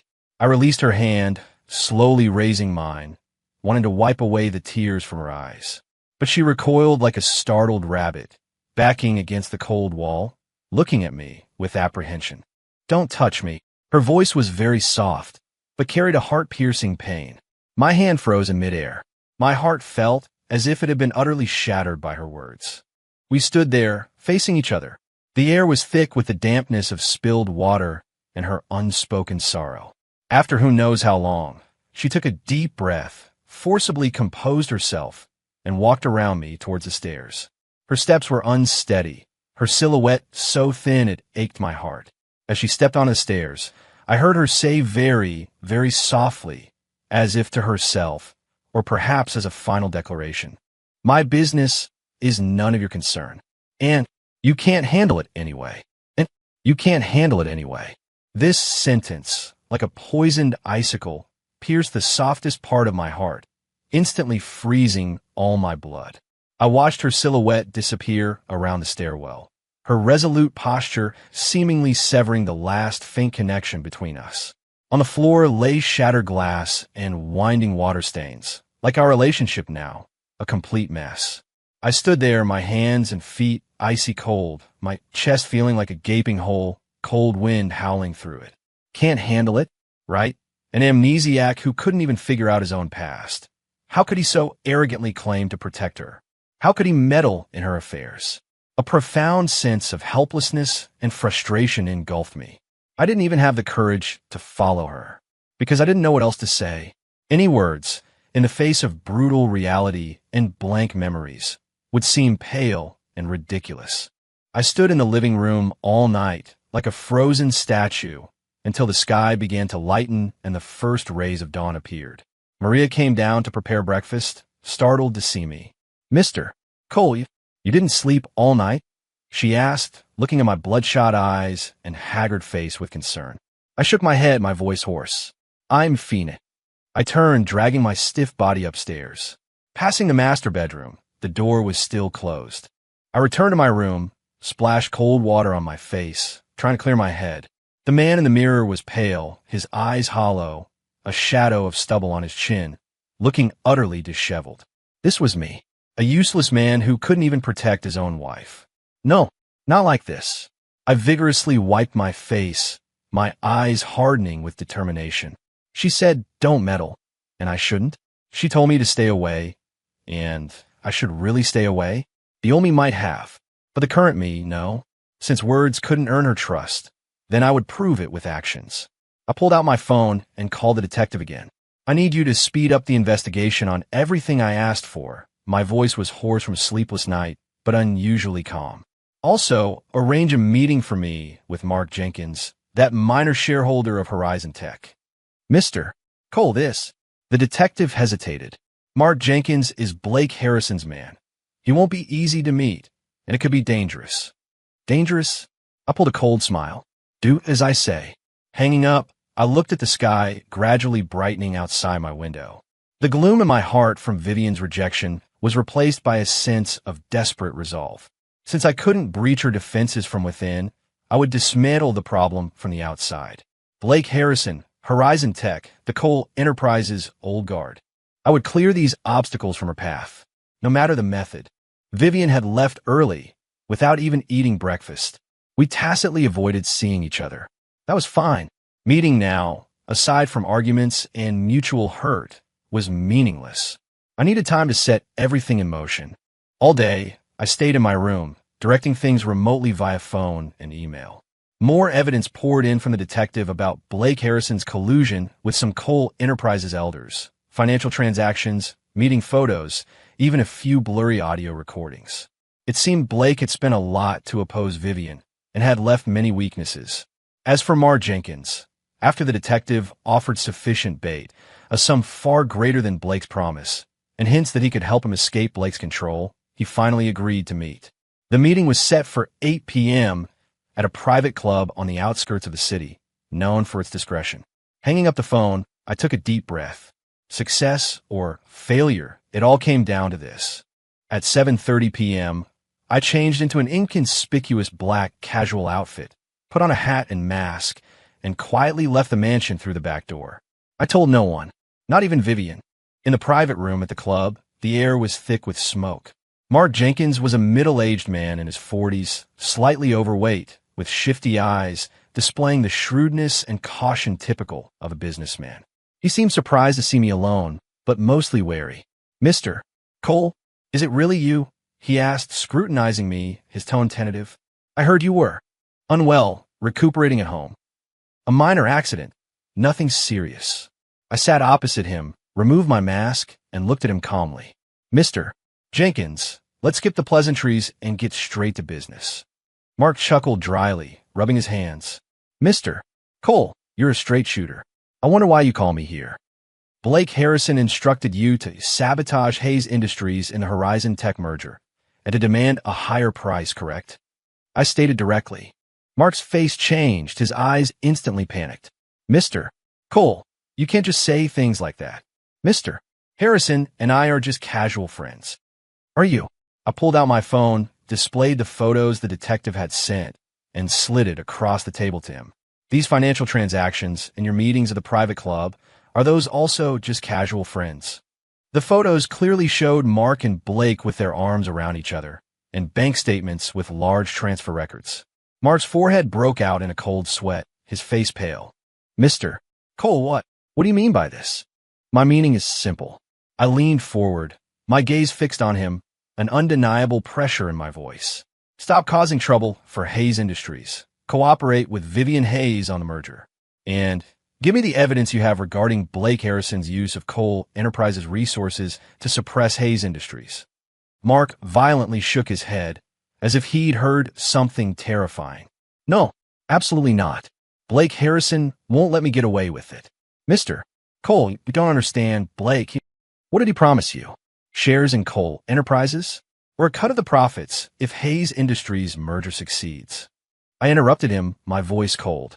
"Whatever he can give you, I can give you too, double.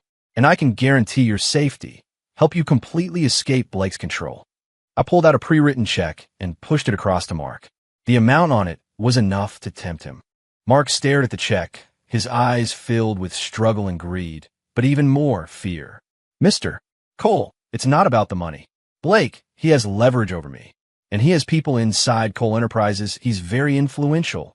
I can't afford to offend him." "Leverage?" I raised an eyebrow. "Is it the massive debt you accumulated in overseas casinos? Or is it your embezzlement of Horizon Tech funds?" Mark trembled, looking at me as if he'd seen a ghost, his lips quivering, unable to speak a word. "Blake can use that leverage, and so can I said, my voice low but carrying a deadly threat. "But the difference is, Blake will only squeeze every last drop of usefulness out of you, then discard you like trash. I, on the other hand, can help you resolve these problems, let you take the money, and disappear." I paused, delivering the final, decisive blow. "Or you can choose to continue following Blake and see if he kills you first, or if Vivian Hayes tracks you both down and sends you to prison. Don't forget, you should have heard about Vivian's methods." Mark's psychological defenses completely crumbled. He collapsed onto the chair, his face ashen, sweat soaking his shirt. I agree," he stammered, as if using all his strength. "The evidence. I have some of it, but there's more on Blake's computer. I can help you get it." "Good." I put away my phone and pushed the check further towards him. "This is a down payment. After the job is done, the other half, along with the promise to clear your debts and troubles, will be fulfilled." It was late when I left the club. The cool night air on my face cleared my muddled head considerably. Things went more smoothly than expected. Mark Jenkins' betrayal meant a crack had opened in Blake's scheme. Next, it was about getting irrefutable evidence and then delivering the fatal blow. I got into the car, rubbed my temples, feeling a wave of exhaustion, but also a strange sense of fulfillment. This was fighting for her, for the woman who was outwardly difficult, but privately bore everything alone. Back at the mansion, it was completely silent. I tiptoed upstairs. Passing the master bedroom, I saw a faint light under the door. She wasn't asleep yet? Was she worried about the merger? Or about last night's argument? I stood by the door, hesitating, but ultimately didn't knock. What would I say if I went in now? Tell her I met Mark Jenkins behind her back? Tell her I was secretly dealing with Blake Harrison? She wouldn't believe me. She would only think I was playing some other trick, or worse, that I was meddling, underestimating her abilities. Better to wait until things had a clear outcome. I silently returned to my room. Showered, lay down. My body was exhausted, but my mind was unusually clear. The plan had been set in motion, like a fully drawn bow. There was no turning back. Only success was an option. The next few days were calm. Vivian still left early and returned late. Our encounters were rare, and even then, we just nod and pass each other by, like two strangers sharing a house. But I knew this was just the calm before the storm. Mark Jenkins' progress was smooth. Through some technical means and internal connections, he gradually sent back evidence of Blake Harrison's collusion with the Cole Enterprises elders, their intent to manipulate the merger, and their plans to further carve up Hayes Industries after its success. It wasn't completely comprehensive yet, but it was enough to land Blake in deep trouble. Meanwhile, through the detective, I began secretly contacting some shareholders and executives within Cole Enterprises who were still neutral or dissatisfied with Blake and his cronies. The old me, it seemed, wasn't entirely without support within Cole Enterprises. I had just been deliberately forgotten and marginalized. Now it was time to set things right. The night before a storm is always particularly calm. I knew Blake and his backers wouldn't sit idly by. Sure enough, that evening, I received a tearful call from Vivian's assistant. Mr. Cole, it's terrible. Ms. Hayes. Ms. Hayes is missing. My heart stopped instantly. What do you mean, missing? My voice was hoarse with extreme fear. This afternoon, Ms. Hayes said she was going to meet a client, and then we couldn't reach her. Her phone is off. Her location is gone. We've searched every possible place. Nothing. Mr. Cole, what do we do? Could it be Blake Harrison? I couldn't hear the rest of what she said. My mind buzzed, as if a bomb had exploded. Blake Harrison, that scumbag. He actually dared to touch Vivian. Overwhelming rage and terror instantly engulfed me. I forced myself to calm down, my fingers trembling as I dialed Blake's number. It rang for a long time before he finally picked up. Blake's smug, cold voice came from the other end. The background noise was chaotic, like he was at some entertainment venue. Well, Mr. Cole, what made you call me? Is your little darling missing? Got you worried? My fingernails dug deep into my palm, almost drawing blood. Blake, where are you? My voice was cold enough to freeze. Where I am doesn't matter, Blake scoffed. What matters is your precious wife is in my hands now. If you want her safe, you'll do exactly as I say. What do you want? I gritted out. It's simple. Blake's voice was filled with triumphant arrogance. First, immediately tell your damn detective to stop investigating and hand over all original evidence. Second, publicly announce that all previous accusations against me and the Cole Enterprises elders were just your delusional ramblings after your amnesia. Third, he paused, his tone turning lewd and malicious. Kneel before me, count out 3 times, and beg me to release your woman. My chest heaved violently, rage threatening to consume me. That animal. Blake, if you touch one hair on her head, I will make sure you die a miserable death. I spat the words through clenched teeth. Ha ha ha. Blake burst into maniacal laughter. Still tough when you're facing death. Ethan, I'll give you an hour to think. In an hour, if I don't get a satisfactory answer, you can prepare to collect your pretty wife's corpse. Oh no, wait. Maybe before that, my buddies will have a good take care of her. The phone was slammed down. The cold dial tone was like a blunt knife, cutting back and forth in my heart. I stood there, icy cold, my blood seeming to congeal. Fear, like countless cold hands, gripped my heart tightly, almost suffocating me. Vivian, she must be terrified right now. Blake is a psycho, capable of anything. No, I have to save her. Now, immediately. I burst out the door, started the car, and floored the accelerator. The car shot forward like an arrow from a bow. My destination, an abandoned warehouse on the outskirts of the city. The detective had previously identified it as a place Blake often used for unsavory dealings. He had to be there. The engine roared under the strain, the speedometer needle swinging wildly to the right, almost beyond its limit. The scenery outside blurred into indistinct streaks as we sped past. My heart felt like it was being crushed by an invisible hand, each beat bringing a tearing pain. Vivian, that bastard Blake, if he dares to lay a hand on you, I swear I will tear him limb from limb. The anonymous text message's address was my only lifeline. I clung to it, rushing desperately towards Pier 3 on the west side. Countless thoughts flashed chaotically through my mind. Who sent the text? Was it a trap? Was Vivian really there? But no matter what, I had no choice. Even if there was only 1 in 1,000 chance, I had to go. The pier at night was desolate and silent. Only the salty sea wind howling past. Huge cargo ships, like sleeping monsters, cast long, dark shadows. Following the tech's instructions, I quietly parked my car far from Warehouse B and cut the engine. Pushing open the car door, the cold night wind instantly filled my clothes, making me shiver, but also slightly cooling my racing blood. I couldn't be reckless. I had to stay calm. Vivian's safety depended on me. I crouched low, using the shadows of the containers, and cautiously approached Warehouse B, number 7. The warehouse was large, its rusty iron door slightly ajar, a faint light glowing within. Rough male laughter faintly reached my ears. My heart clenched. They were here. I held my breath, peered through the door crack, and looked inside. In the center of the warehouse, Vivian was tied to a chair, her mouth taped shut, her hair a bit disheveled, her face ashen. But her eyes, still cool and stubborn, glared fiercely at the men in front of her, showing no hint of fear. Blake Harrison stood with his back to me, smugly swirling a glass of red wine. Around him were 4 or 5 shady-looking men, their eyes vulgar and malicious as they ogled Vivian. Ms. Hayes, never thought you'd see the day, huh? Blake's voice was nauseatingly triumphant. Always so arrogant. Never even looked at me. He leaned down, reaching out to touch Vivian's face. Vivian sharply turned her head away, her eyes like poisoned daggers, fiercely cutting into him. Heh, still feisty. Blake didn't get angry, but laughed even more wildly. I like him like that. We'll see how tough you are later. He straightened up and winked at the man beside him.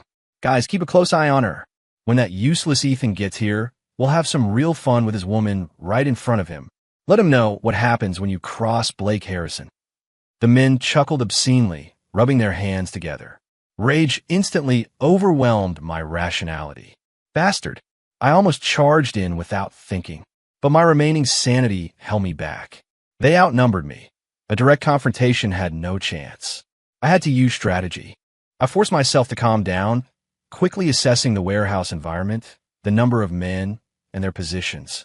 Then, I quietly retreated, pulled out my phone, quickly typed a text message, sending the warehouse location and a brief situation report to a trusted Coal Enterprises elder who had contacts within the police force.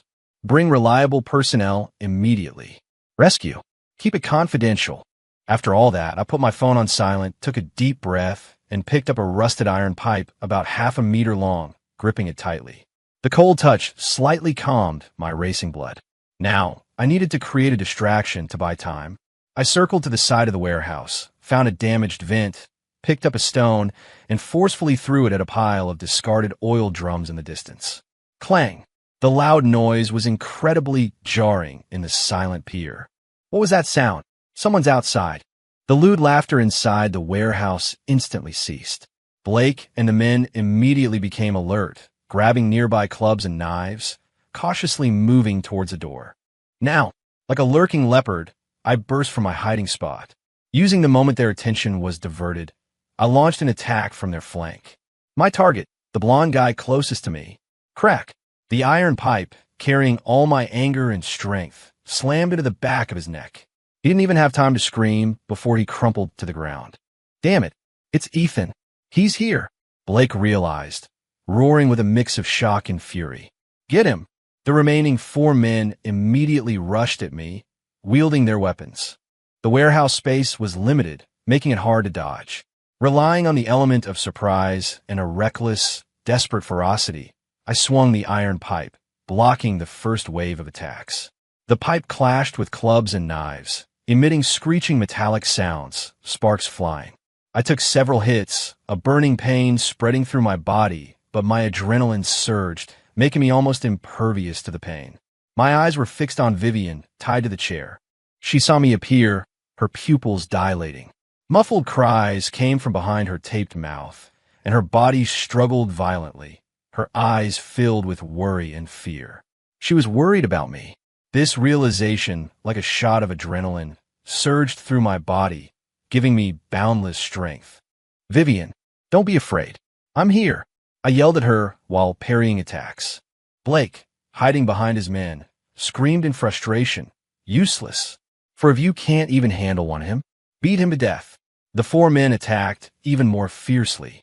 I was, after all, outnumbered. My movements were slightly too slow, and my leg was slashed. Blood instantly gushed out, staining my pants. The sharp pain made me pause, and then a heavy blow landed on my back. My throat tasted sweet, and I almost coughed up blood. "Ethan!" Vivian saw I was injured. She struggled even harder, tears streaming down her face. My heart felt a sharp twist. I couldn't fall. Absolutely not. I gritted my teeth, enduring the attacks with sheer willpower. Spotting an opening, I forcefully thrust the iron pipe into a large man's stomach. He screamed in pain, clutching his stomach as he fell to his knees. The pressure eased slightly, but the other three became even more frenzied. Just as I was about to give out, screeching police sirens suddenly echoed from outside the warehouse. Getting closer. "They're here." My spirits lifted. Blake and his thugs' faces instantly changed. "Damn it, how did the cops get here?" Blake was both shocked and furious. "Let's go." He ignored Vivian, turning to escape through the back door of the warehouse. The other thugs panicked, their formation breaking apart. "Trying to run? No way, I was letting him go." Enduring the sharp pain, I lunged forward, fiercely grabbing Blake's leg. "Let go of me, you psycho." Blake struggled in terror, wildly stabbing at me with his knife. The sharp blade cut my arm, blood poured out, but I wouldn't let go. "Vivian, run." Hold here. Vivian, at some point, had managed to drag her chair closer to the wall and was frantically rubbing her wrists against something to fray the ropes.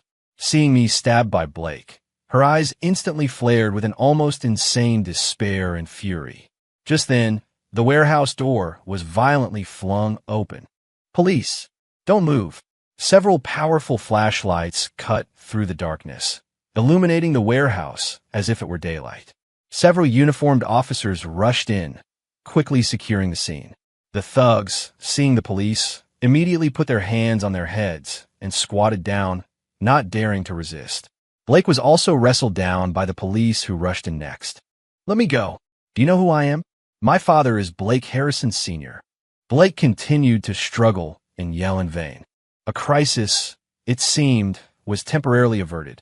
I released Blake's leg, collapsing to the ground, utterly drained, gasping for air. The wounds on my body stung, and blood soaked my clothes. But I ignored them, my gaze anxiously searching for Vivian. The police were helping her untie the ropes and tear off the tape from her mouth. The moment the ropes were off, she didn't hesitate, didn't even respond to the police's questions. Like a startled butterfly, she stumbled and threw herself towards me. "Ethan." She fell beside me, her trembling hands carefully touching the wounds on my arm and leg, tears streaming down her face like broken pearls. "How are you?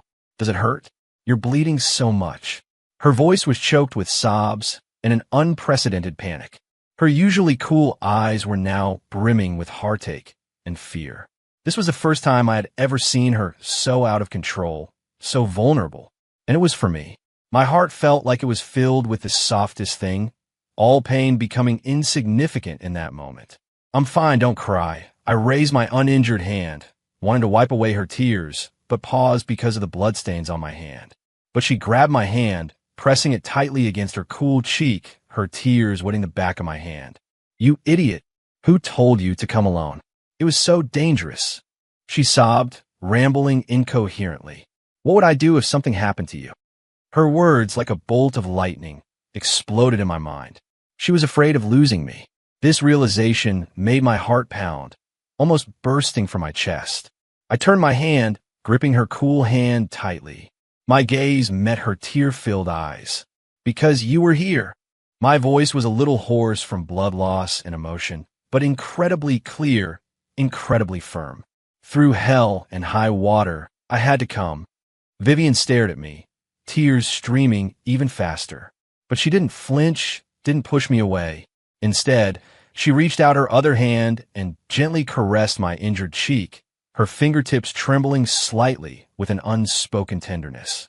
In that moment, all barriers, all suspicions, all hurts seemed to meld away in her tears and my blood. The air was filled with the scent of blood and her cool fragrance. Around us were the busy figures of the police and Blake Harrison's resentful curses. But in our world, only we seemed to exist. Her eyes were no longer cold, no longer guarded, only completely dependent and holding a deep, sea-like emotion I had never seen before.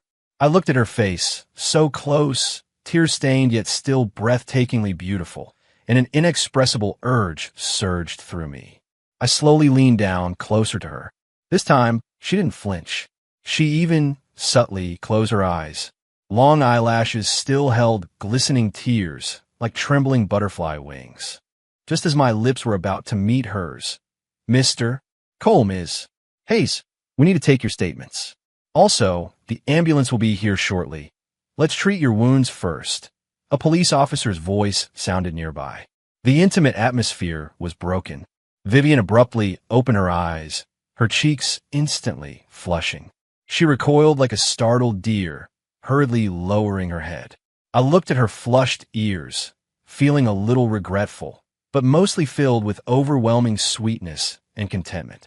No ruse. We had all the time in the world. The ambulance arrived quickly, and paramedics briefly treated our wounds. My knife wounds on my leg and arm needed stitches, and I was instructed to go to the hospital immediately. Vivian, though only shaken and with minor scrapes, insisted on accompanying me. In the ambulance, she held my hand tightly, refusing to let go for a moment, as if I might disappear if she did. I looked at her worried profile, my heart melting. After tonight, that invisible wall between us seemed to have completely crumbled. At the hospital, I was taken to the treatment room for stitches. Vivian waited outside, never leaving. The stitching process was painful, but my heart felt like it held a warm stove, glowing warmly, because I knew she was right outside the door, worrying and waiting for me. After the stitches, I was moved to a hospital room for observation. Vivian walked in and sat by the bed, silently watching me, her eyes complex. "Does it still hurt?" she asked softly, reaching out to carefully touch my bandaged arm. "No." I shook my head, looking at her. "What about you? Are you hurt anywhere?" "I'm fine." She lowered her eyes, her long eyelashes casting shadows. "Thank you for saving me. Do we still need to say thank you between us?" I took her hand, looking at her. "You're my wife. Protecting you is only natural." Vivian's face flushed again, but this time she didn't argue. She just let me hold her hand, her fingertips subtly curling in my palm, like a silent affirmation. That anonymous text message. She looked up, confused. "Did your people send it?" I shook my head. "No, I'm also curious who sent it. But thanks to that message, I was able to find you in time." "Who could it be? Helping us from the shadows?" Vivian and I exchanged glances, both seeing the same confusion in the other's eyes. But at this moment, none of that mattered. What mattered was that she was safe. What mattered was that we were together. Night deepened. The hospital room was quiet, with only the soft sounds of our breathing. Vivian seemed utterly exhausted. Holding my hand, she leaned against the bed and fell asleep. Her sleeping face was peaceful, carrying the fatigue of having escaped a harrowing ordeal. I looked at her quiet, sleeping face, my heart filled with a peace and happiness I had never known. I gently pulled my hand from hers and smoothed her slightly furrowed brow. Then, very, very lightly, I pressed a gentle kiss on her smooth forehead. "Sleep, Vivian," I whispered. "From now on, I'll be the one to protect you." The warm touch on her forehead was as soft as a feather. Vivian's eyelashes fluttered slightly, but she didn't wake up. She was too tired. Her taut nerves, once assured of safety, had completely relaxed, plunging her into a deep sleep. I leaned back on a hospital bed, gazing at her tranquil face, my heart filled with an unprecedented sense of contentment and happiness. It felt like a long-wandering boat had finally found a safe harbor. The sky outside the window slowly lightened. A new day was about to begin. After this night, many things would be different. Blake Harrison and the forces behind him were destined to pay for everything they had done. And between her and me, that long-standing layer of ice had finally completely melted. Sunlight peeked through the blinds, quietly sneaking into the hospital room, dancing on her face. She stirred slightly and slowly opened her eyes.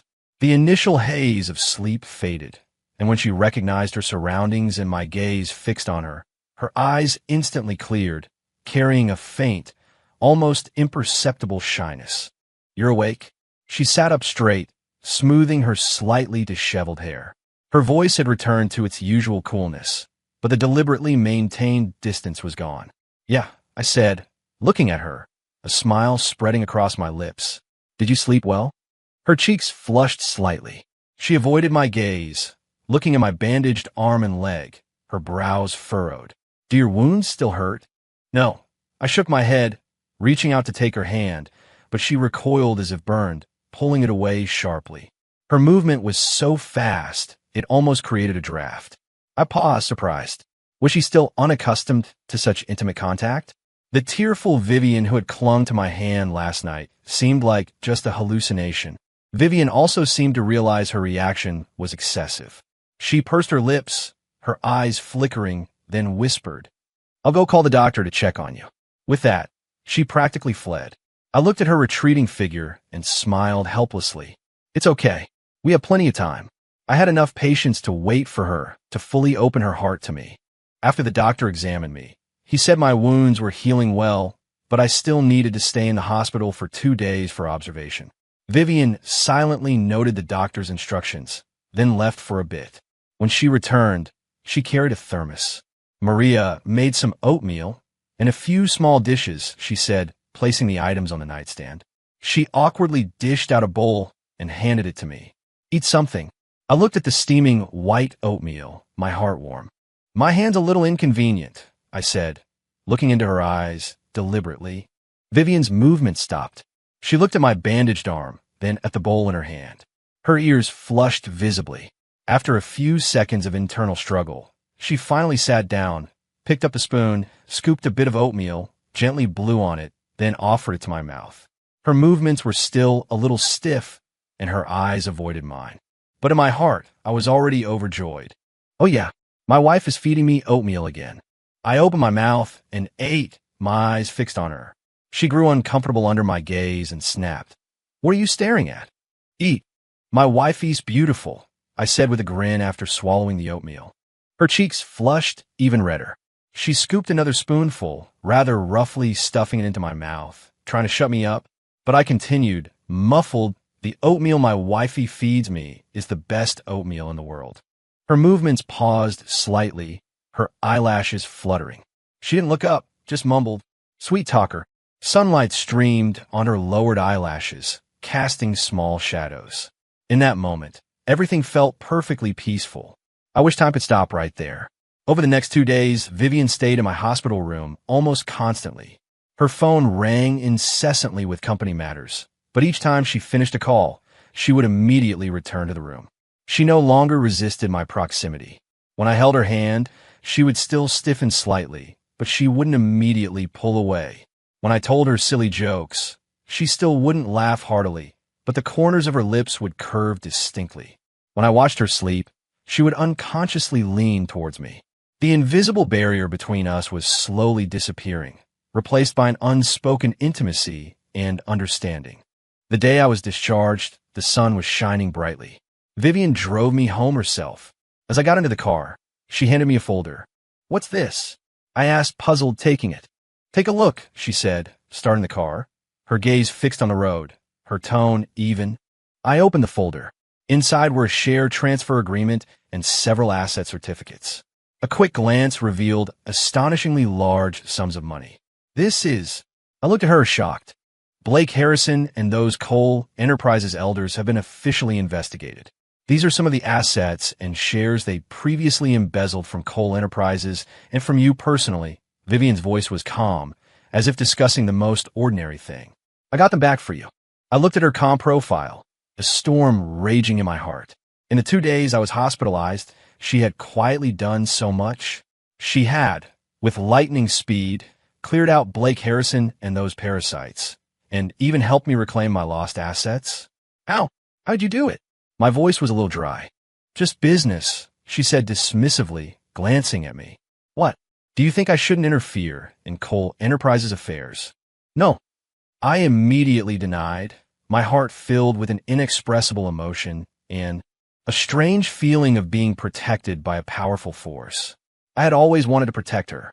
Yet, in the end, it always seemed to be her clearing obstacles for me. This woman was far stronger, far more captivating than I had ever imagined. Thank you, Vivian, I said truly. Her hands on the steering wheel tightened slightly, her ears coloring again, but her voice remained even. Don't thank me. I just didn't want to see what belongs to you being tainted by those lowlifes. I looked at her flushed ears, and that touch of emotion in my heart deepened into a profound tenderness. She was always like this, doing the most caring things with the coolest demeanor. The car drove back to the estate in the hills. Everything felt unchanged, yet everything was different. Maria, seeing us return, beamed with joy and began preparing a lavish celebratory dinner. In the evening, we sat on the garden swing. The last rays of the setting sun painted the sky a warm orange red. A gentle breeze carried the faint scent of flowers. That anonymous text message. I brought it up again. Did you ever find out who sent it? Vivian shook her head, a hint of confusion in her eyes. No, the number was from a burner phone, untraceable. The sender seemed to know a lot about Blake's movements and also about our relationship. She spoke the words, our relationship, very softly. I looked at her profile, softened by the setting sun, and my heart stirred. I reached out and took her hand. This time, she didn't pull away. She only trembled slightly, then let me hold it. Her fingertips were cool, delicate, and smooth. Vivian, I said, looking at her, my voice unconsciously becoming more serious. Once all this is truly settled, let's start over, okay? Vivian's body stiffened noticeably. She sharply turned to look at me, her eyes filled with shock and a hint of disbelieving hope. Start over. Yes, I tightened my grip on her hand, looking deeply into her eyes, allowing no retreat. Let's forget all the unpleasantness from before. Forget that jerk, Ethan. Only remember this current me, who loves you, wants to protect you, and wants to spend the rest of his life with you. My voice wasn't loud, but in the quiet evening, it was exceptionally clear, carrying a solemnity like a vow. Vivian stared at me, her eyes visibly welling up.